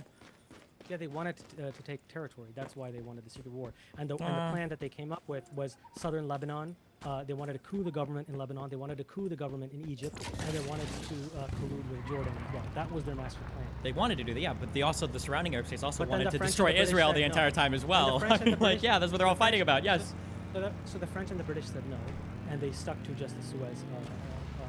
Okay. So they that's the aggression of Israel there, and Israel acted as the aggressor, by the way, for the French and the British. Okay, but before that, by the way, there was the 1949 to 1956 Israel overlords. You do know that those also were initiated by Israel, correct? From which years to which years? 1949 to 1956. Do you know what the leading book on this is? I think you should know. I don't know this. what the leading book is, but I do know that there were Fedayeen attacks that had basically been. I say that because your favorite scholar, Benny Morris. called Border Wars, yes. Oh, okay. So he's written on this. Gotcha. Okay, and so now you have the specific talking point of the Zionists, who is actually the Fedayeen who started the war. But in fact, the infiltration, as Benny Morris himself said, 90% of them were non-military and Yeah, they were people just non-violent. trying to come back after the Nakba, after 48. Yeah, some of them even got Correct, shot and killed right? by Israeli people that Because didn't even know they were why- going to get killed. Yeah, 100%. Yeah. Why? Because Israel had a free fire policy in these border infiltrations. Imagine if America adopted a free fire policy on the southern border. I think you might accept that. But As long as it's only against brown people, yes. yeah, I don't know. I don't know. Does it extend to Mexicans or is it only Arabs and Palestinians? The really dark skinned ones, yeah. Okay. So here's Benny Morris. Quote, through most of this period, there was an Israeli free fire policy toward infiltrators along the border. Soldiers, policemen, and security guards, especially at night, fired at anything that moved. Sounds familiar? That's what they're doing in Gaza right now, but we'll get to that. Okay. So this is what caused the escalation, whereas Egypt, Jordan, and Syria tried to restrain the Fedayeen, and in fact they were successful in doing so because they didn't want Israel's escalatory policy. Israel had an escalatory policy because they wanted war, because they wanted to gain territory. So Egypt was successful in constraining the Fedayeen. The attacks went way down, and then what happened? There was the Gaza raid, right? So Gaza, poor Gaza is being attacked all the time. You can go through the list. And that's when Egypt said, you're destroying us, you're attacking us. So then they said, we're not going to do anything about these Fedayeen. And that is what gave the pretext for Israel's escalatory policy. So that's the context, and this is in Benny Morris's book, of course, if you're interested. And it's also in Einstein, as well as in Mao's book as well. So after the Nakba, after all the surrounding Arab states go to war with Israel, after 48, after 48, after 48, after 48, after they reluctantly asked, yep, correct. After 48, you're telling me that Egypt, Syria, Jordan, all these states where they were trying their best to keep the people that They were all trying to had return, they were peace trying to keep them back. Yeah. But somehow they just kept crossing into the border to try to get back into Israel, and they tried to restrain the Fedayeen, and it just didn't work. You are right that at some point they did. It was probably in response to Israel's retaliatory attacks. That's why Israel had, that's why they had that policy of reprisal, because the idea was, well, if anybody comes from your border into our country, we're going to come back really hard on you as a way to discourage you from doing it. That's why Israel's entire like early policy was based upon heavy reprisal. Was the idea of discouraging those countries from hosting No, it those wasn't. types of attacks. It was for escalation to lead to war. Okay. and Israel even didn't we want. have- Israel did not want a war. No, Israel Yes, didn't want a yes. war on their own. No, they didn't. Yes, they did. Of course they okay, did. Morris, Border Wars, page 411. Quote, a strong expansionist current ran through both Zionist ideology and Israeli society. There was a general feeling shared by such prominent figures as Moshe Dayan and David Ben-Gurion that the territorial gains of the 1948 war had fallen short of the original promise. This is exactly after, in that time period, and we're talking about 1950. In Border that Wars, time page period, what do you? What 229. is the year of the? I know any. Right after 1948. What comes after the late 40s? It's the 50s, correct? That's. Yeah. Yeah, that is right. Okay. You're So then just, they wanted to I'm gonna expand- just let me.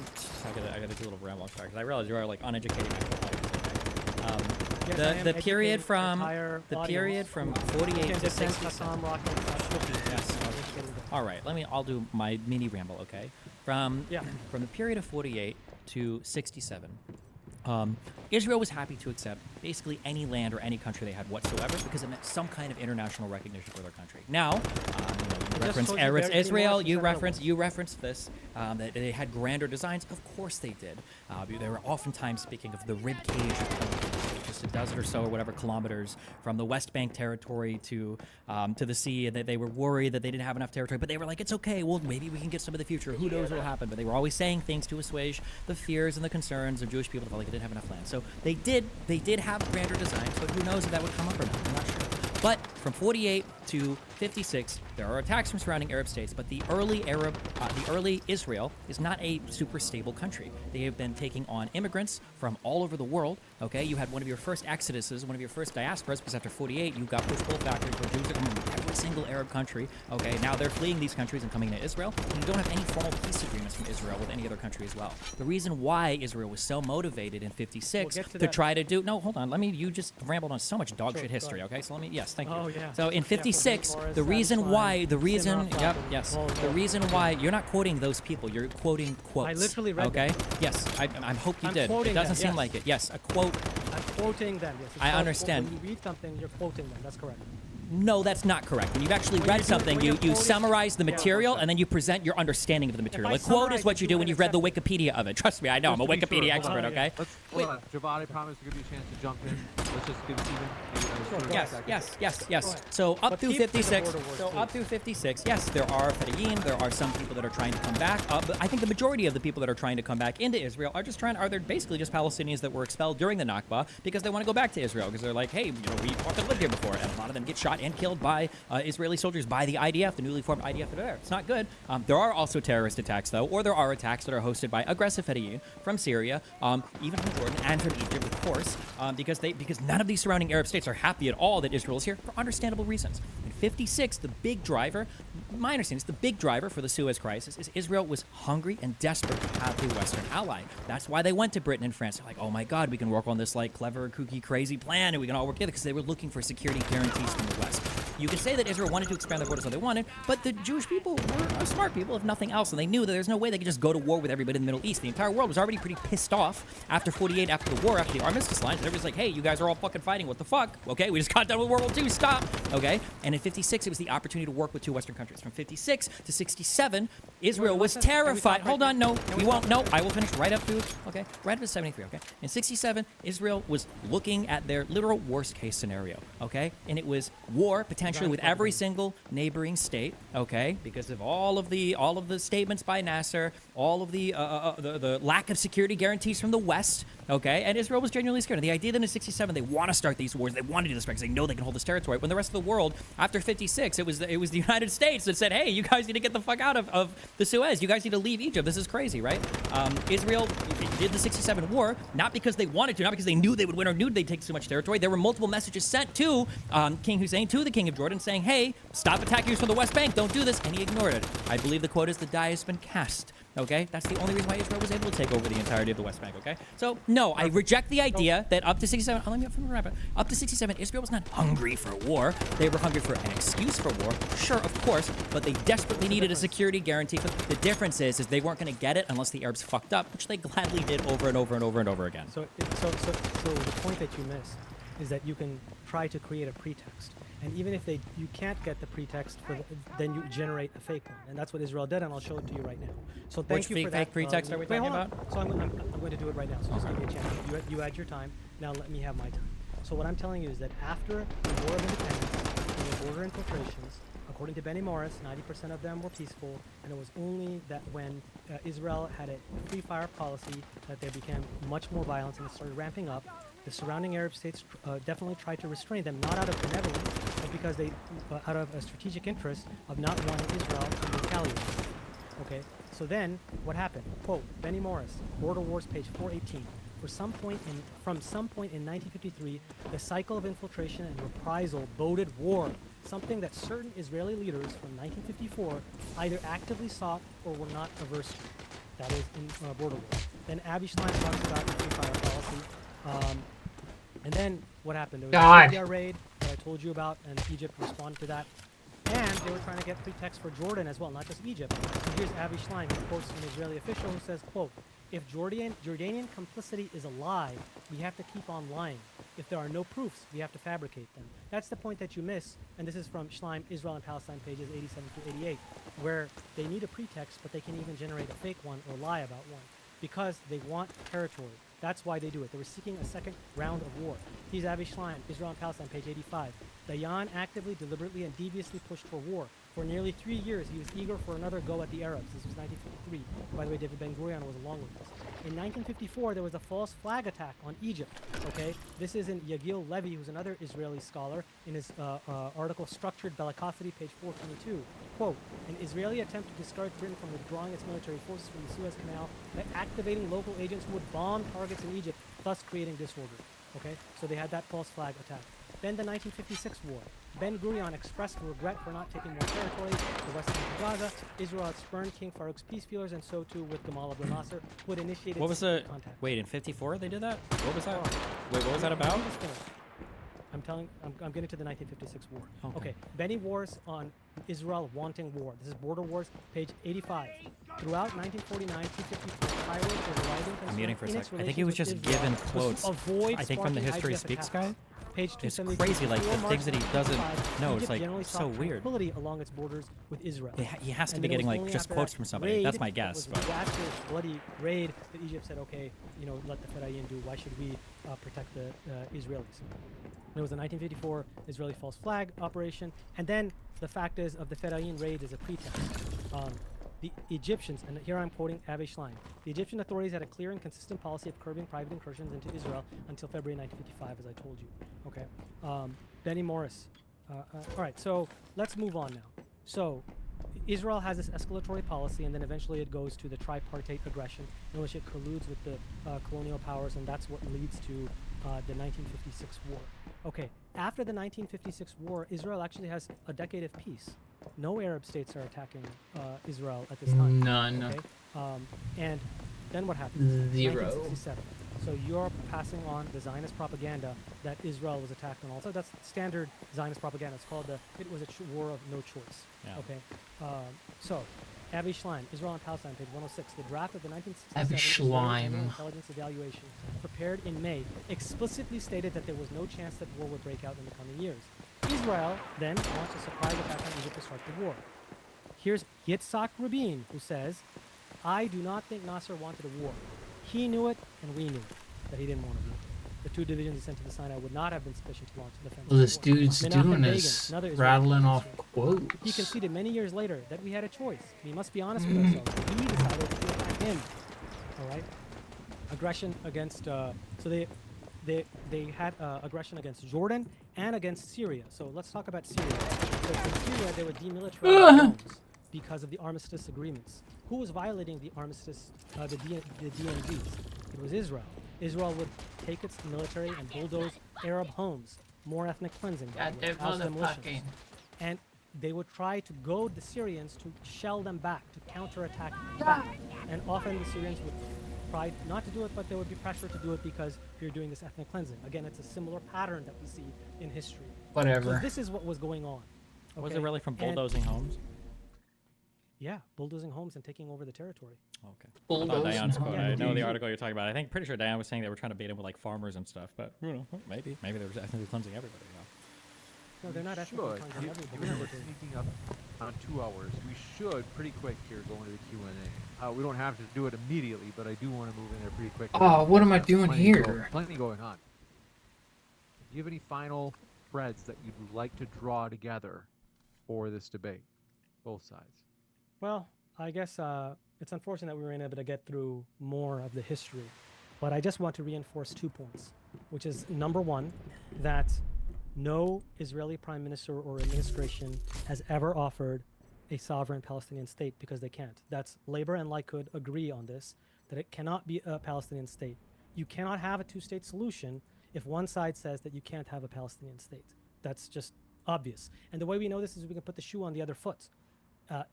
Zionists were offered an autonomous homeland in a unified Arab state multiple times, and they refused. Right? They wanted an independent state. So we know. Where was that when again? We're talking about a state in the mandatory period. Jordan offered it. The Hashemite kingdom offered it. They were the offered what, Syrian- where, and what year? What's so funny about this? When you don't know something, you should ask and be educated. I instead did. of- I just asked you. I said, who? What were they offered by? By who and in what year? Okay, I will give you the exact year here. It was in the mandatory period they were offered. I'll give you the exact year. Okay, it was 1934, King Abdullah I planned for a united Jewish Arab kingdom, offer of autonomous Jewish homeland in a united Arab state. Zionists rejected this offer. Noam What's the Chomsky, name of Fateful this? Triangle, page 35. Why are we citing Noam Chomsky for? Noam Chomsky is an expert. No, many he's different- not. Yes, On he absolutely mandatory is. period. No, he's absolutely not. You know, you are the expert. You are the expert. Compared to Noam Chomsky. What? Yeah, compared to the legend of Noam Chomsky, you are the expert. I'm sorry, my bad. Yeah. So in 30 and Okay, 36, in number- 36, okay, Jordan wait, wanted to move just the all the second Jewish point. people out. Where the were they second put to put point. these people again? Where was the plan to put So these you- people? The plan was to offer an autonomous homeland for Jewish people. And in fact, autonomous regions for minorities was something that the Syrian Arab Kingdom also offered. Not necessarily to the Zionists, but they offered it to their religious minorities. Now, the second point, so that's the first point I want to come up with as like kind of bringing it to the conclusion, is that no Israeli Prime Minister or administration has offered a Palestinian state. What and is they are opposed to this? that. And in What is fact, happening John right now? Kerry, It's not the filling up. Kerry Initiative, because we could go down the list of these Madustans that have been offered. Wait, Also hold on, included. wait. Can I ask you a quick question? wait, hold on, no, hold on. wait, Let yeah, me no, just wait. finish I'll let you. I'll let you. Wait, hold on, wait. Look at me. Look at the camera. You were just about to bring up the Kerry Initiative. No, don't look down. What is the Kerry Initiative? The Kerry Initiative is what is the confusion about the Kerry Initiative? 2013 to 2014. Okay. What's the confusion about it? What was offered? What was offered was there was negotiations and they were offering a two-state and what did Kerry say in his leaked audio that came out? Do you I don't know. You tell me. Well, I'm telling you. I'm So, I asking mean, you. find this Yeah. I'm comical. just curious how much you Yeah, can do without he- reading down at the whoever prepared this document for you. I prepared it because I'm I'm an academic. That's what I do. Oh, okay. So, yeah. So, what Kerry said in his leaked audio was that the peace process has failed because the Israelis do not want a Palestinian state ever. That is what he said. I could get the exact quote, but you said that I can't look down. So that's Wait, that's the paraphrase that I can do. Okay. And that sums up the entire peace process. Obama came to the same conclusion, by the way. There was some blame on the Palestinian side, of course, because you always have to blame the occupied people as well. But he said overridingly, it's the fact that the Israelis do not want a Palestinian state. Even Hamas, by the way, has multiple times said that we would be okay with a two-state solution, implicit recognition of Israel, not a formal but de facto acceptance, just like the PLO had said decades ago, and then eventually switched. And what's So- the argument for why in 2008 why did Abbas reject Olmert's offer? Well, there are multiple reasons. Number one is that it was not a sovereign Palestinian state. Number two is that plan has the Israeli military all over Palestinian land. Why on earth would any Palestinian accept that? Number two is that again, you're not allowing me to look at my notes, so that's fine. No, you can but, look. You're fine. I'm just curious. No, it's okay. I can do this. Don't worry.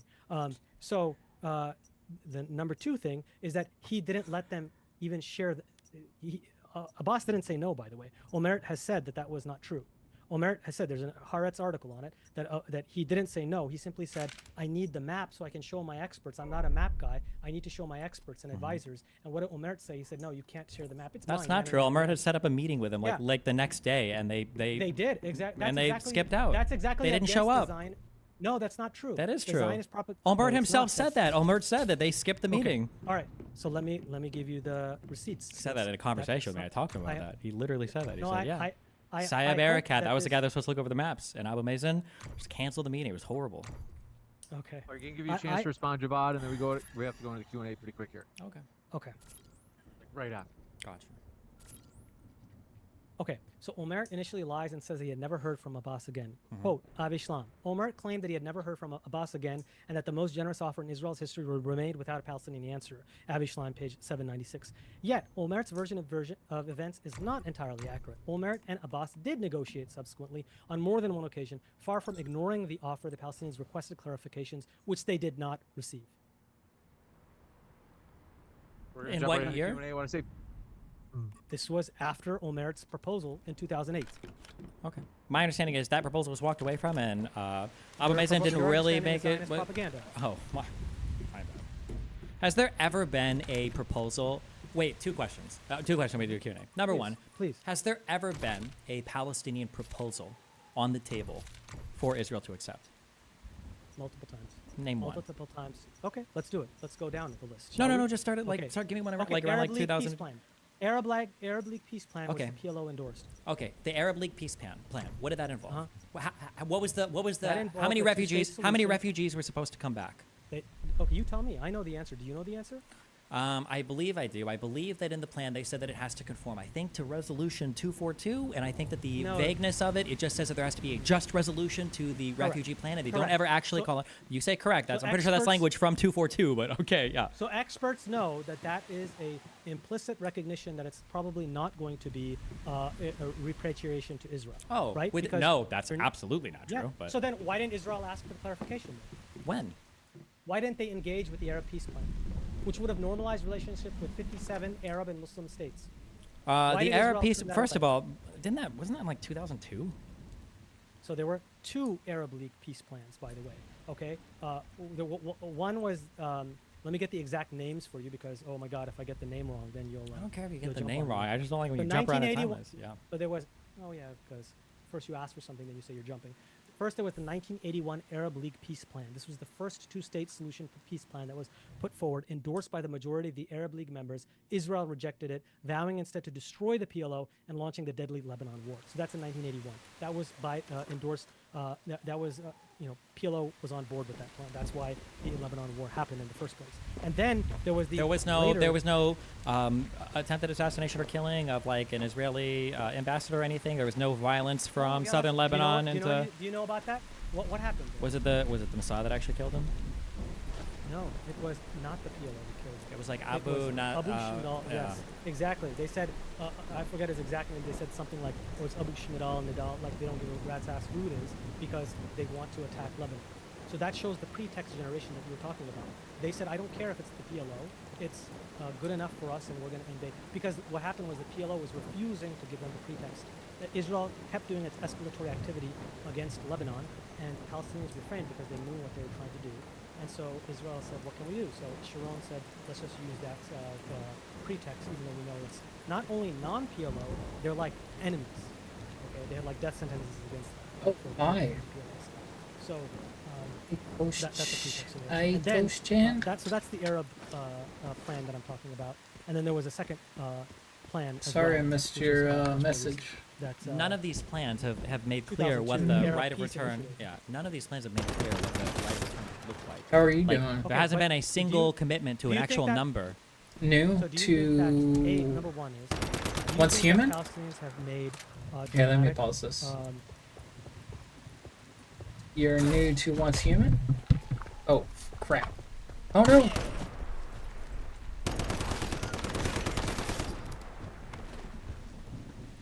Well, welcome. How are you liking the game?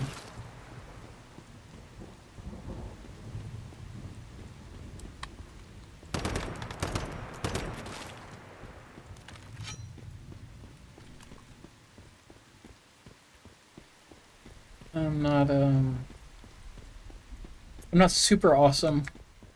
I just kind of like go with the meta right now. It seems like the meta is shrapnel and marking with bullseye and then shrapnel. I don't know much about the gun stuff. I just like to melt stuff. Kill zombies.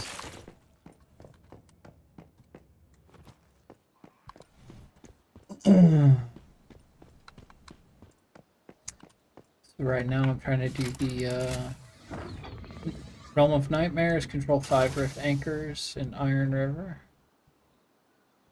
Okay, is this not Iron River? I guess I'm doing it wrong. I thought this was like Iron River here.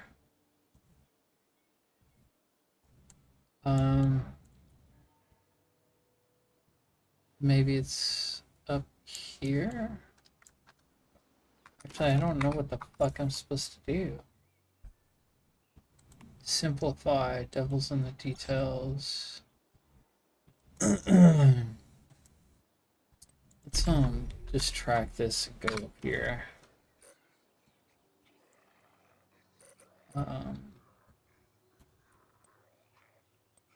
Oh no, crap. I'm still on a team. I didn't mean to do that.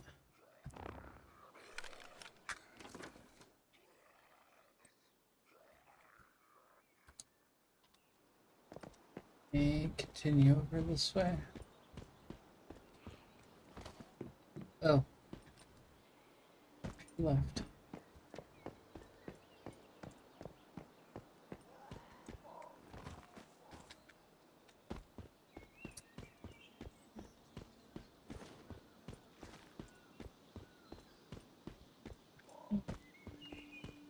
Alright, back to my debate. Concessions on the right of return, or have they been intransigent on this issue like you have said in the past? I don't on think this they've issue? ever made a concession on the right of return. That's my understanding. Okay, so your understanding is incorrect. Okay. And if you had actually watched the debate that you claimed that you watched between Norman Finkelstein and Avish, I would never waste my time. No more than me. Okay, but you said that you watched it, right? But Camp David 2000 demand on the Palestinian side was 10 to 20% of the total Palestinian refugees. Okay, that's in Ben-Ami, Scars of War, page 249. They Clinton didn't, parameters, but the Palestinians didn't accept that. that's from the Palestinian side. No. Yes, No. Scars of War. Okay. That's Clinton just not parameters. true. They did not Arafat- accept. They okay. absolutely didn't. Part of the words of the yeah, you're about to bring up the Clinton parameters. Part of the rejection of the Clinton parameters of Tabas Summit is literally them saying in the They did pages, not they reject- literally said, why would we ever accept a plan that gives up any Palestinians' This right is- to return to Israel? This is again a myth. They It's did literally accept in the. Clinton They parameters. didn't. They rejected them. We have the papers. You No, can they read did them. not. You're wrong. They Okay. both sides, Yeah. Israel and Palestine, said yes, but with reservations. No, that's not true. Reservations by yes, it is. No, The it's not. reservations by Arafat were on the Palestinian side was about a 2-page letter. The one on the Israeli side was about like a 20-page letter. This is and it was now we have access to it. We do. We've read them all. Right. No, you haven't read anything. The Israel. We have. Oh, We've wait. actually read these. You haven't read any. 2008 By the way, you haven't read any of these things. If I were to ask you to summarize, what do you think were the rejections on both sides, from the Israeli side and the Palestinian delegation? I know exactly what they were. Okay, so when it comes to the Palestinians, they did not reject anything. They asked for clarifications. So they said that we need to know. They were talking about land swaps. They said, well, what land swaps? Where are the land swaps? They needed clarifications on Clinton's vague parameters. Oh God. Again, Clinton. Where the fuck did this guy come imposing from? These restrictions, take it or leave it, on occupied people. I think seeking clarifications, and not only that, Arafat said, "I'm willing to go to you right now and meet you." It wasn't like After Stonewall. jerking off for 2 weeks. Yeah, that was the point. The Israeli delegation had already accepted the Clinton parameters, essentially. Now, the only parts where they quibbled were that some parts of the Clinton parameters said that this is the Quibbled. percentage of land that would be swapped, and the Israeli delegation was like, well, how could we swap this if we have this? Like, a couple of these not things don't true. seem to work. That is true. I've read these entire Okay, things before. I'm- Okay? And on the no, Palestinian you have side, not. after Arafat hopped on a jet and he flew all over the world, and everybody has said as much, after the time had expired by, I think, weeks to accept this, he sent a letter back saying, like, oh, well, of course I'll accept these, but obviously I need to know, like, what this or that or that or that means, whatever. He didn't accept anything. In classic Arafat manner, he didn't agree to a single thing. He said he needed clarification on everything, and he was already delayed in his response, and everybody knew that he was never going to accept it. He didn't. He didn't accept anything. Okay, here's from the letter. Okay, you ready? Are you ready for this? I know, quoting the letter that you yourself cited from Israel. Let's see what they said, okay? They said, it states, quote, permanent territorial arrangements would have to include annexation that exceeds the numerical territorial scope indicated by the president. So, number one, we need more land. I'm not saying we're going to have more. Wait, hold on. No, wait. Quote, Can you just the read? Let's just focus on president- one quick. Can you read that quote again? Read that quote again and tell me what you think it says. No, I'm not going to read No. Read the Read quote. it That again. quote. No. All Number you're two. doing is proving my point to anybody that's literate. Yes, they're saying that let me keep based on going. what's in the Let Clinton me keep going. parameters, if you want us to have this thing, it's exceeding the total scope of what you said we're supposed to transfer. It's not possible. These were the only No, Israeli. they're saying that they want more land. No, they're They were saying that they it want more doesn't land. work. That the Clinton parameters had a little bit of contradictory stuff, and so they have to figure out like what they mean here. But they accepted basically So- in so good the faith that it wasn't. Palestinians- Okay, so hold on, let me just give my side, and then you can give your side. Okay. You're so, joking. number Your one, quotes are number one. supporting my argument. Okay, yeah, sure they are. Okay, so number one is they wanted more land. Number two, quote, in the field of security, the presidential ideas differ from the Israeli ones with regard to the Palestinian police and security force, the mandate of the international force, and the monitoring of the non-militarization. This wasn't up here last In time. other words, they want more Israeli presence. Number Is two. it? Number three, it also calls on Clinton to remove any ambiguities in his parameters per the right of return of the refugees. That is, quote, any entry of refugees to Israel shall be a matter of sole sovereign Israeli discretion. So all on all three key issues when it comes to borders, security, sovereignty, and refugees, they don't accept it. So they said yes, but we don't agree with these three major things. So for you to That's say that not those that's are not what minor- you just read. That's like you just not. Okay. I don't know what to. Yeah, I'm That's not fine. even sure. Yeah, jeez. This would be a great opportunity. Okay, right. So meanwhile, as far as Arafat, he agreed to no right of return and was just seeking to get refugees. accepted into the Absolutely Palestinian not. state. Yes, he only wanted. Arafat Clayton agreed Swisher- to no right of return. It's such an unbelievable statement. Read it in page 400, expressing his concern. Page that Israel 400 of not- what? Can I finish? Can you tell me what you're reading out of, please? If you're gonna live in quotes, at least. Yeah, page 400 of what? Clayton Swisher's book? No, I Clayton don't. What's that Swisher's called? book That's literally on the Camp David Accords. It's Okay. the most famous book on this issue. Okay, gotcha. Okay. So, all right. So, And he says that Arafat Can gave you up let the me right of finish? return. He wanted the right of return only for the Palestinian state, which is like giving it up from Israel, which would risk its demographic nature. Correct?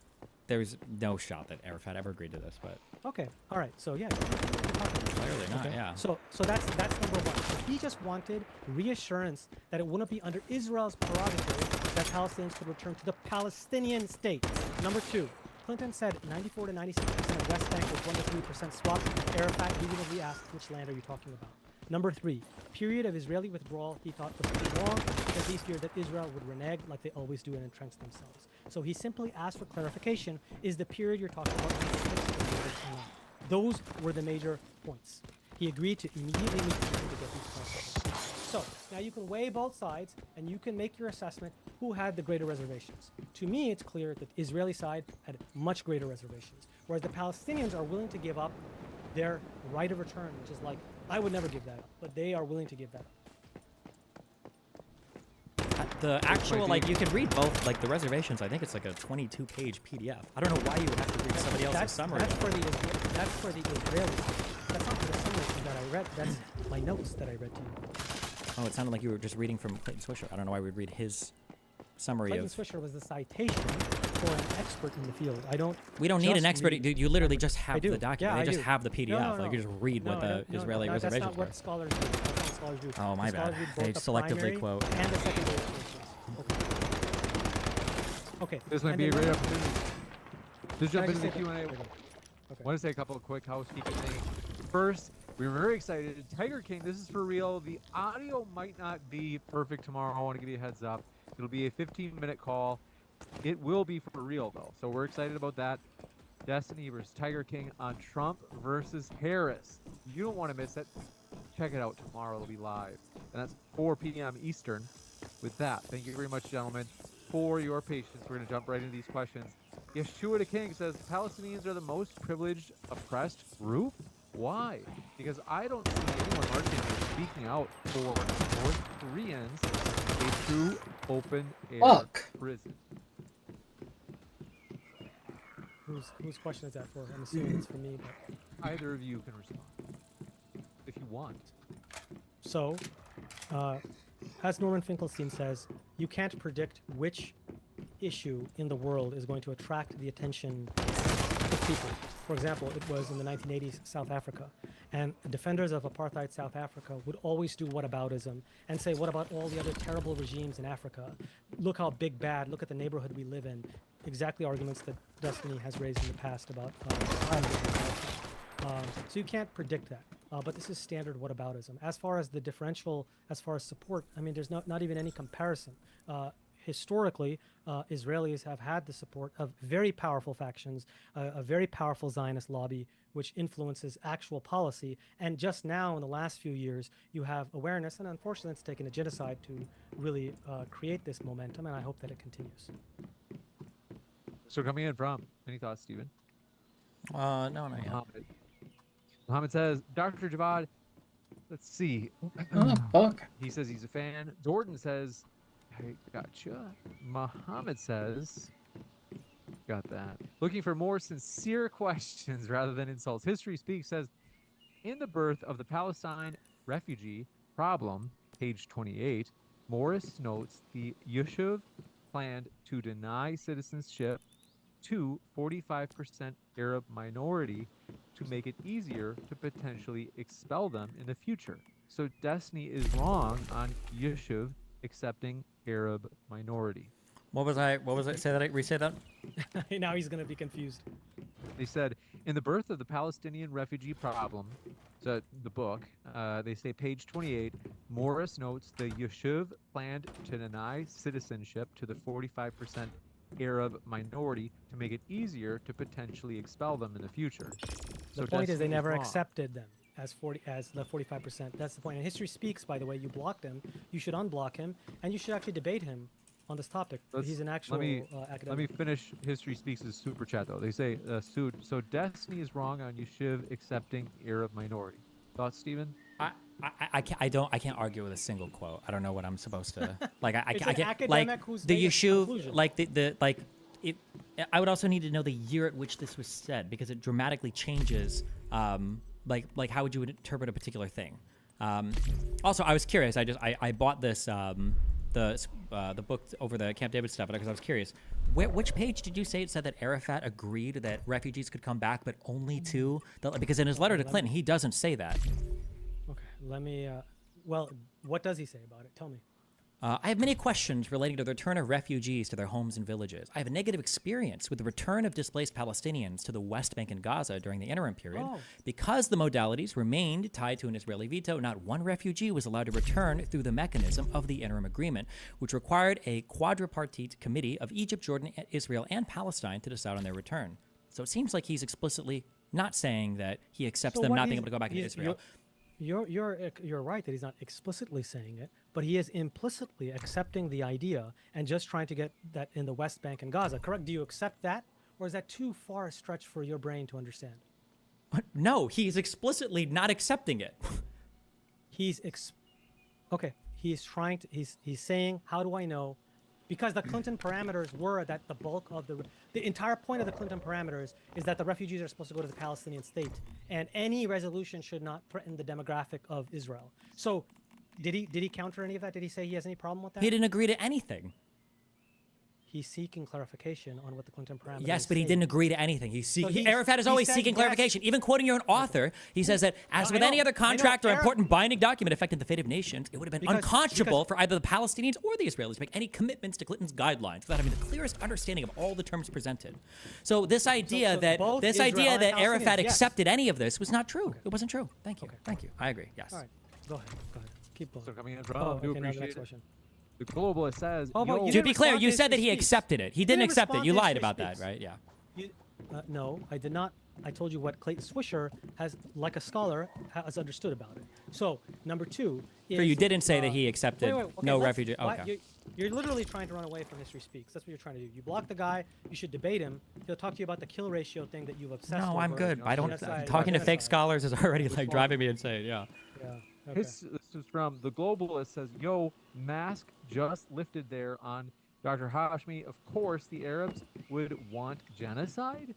Is what he just said meaning he thinks they did try to genocide us? Why does he complain? I never said that. I said the exact opposite. That this is every accusation, Zionist accusation, is Zionist confession, because historically, by the way, Muslims and Arabs have not engaged in the pogroms and the mass slaughters and forced conversions that were the case in Europe. And anti-Semitism is unfortunately a modern phenomenon that is unfortunately a large response that doesn't justify it to the conflict. And as soon as you resolve this conflict, you'll see that things improve.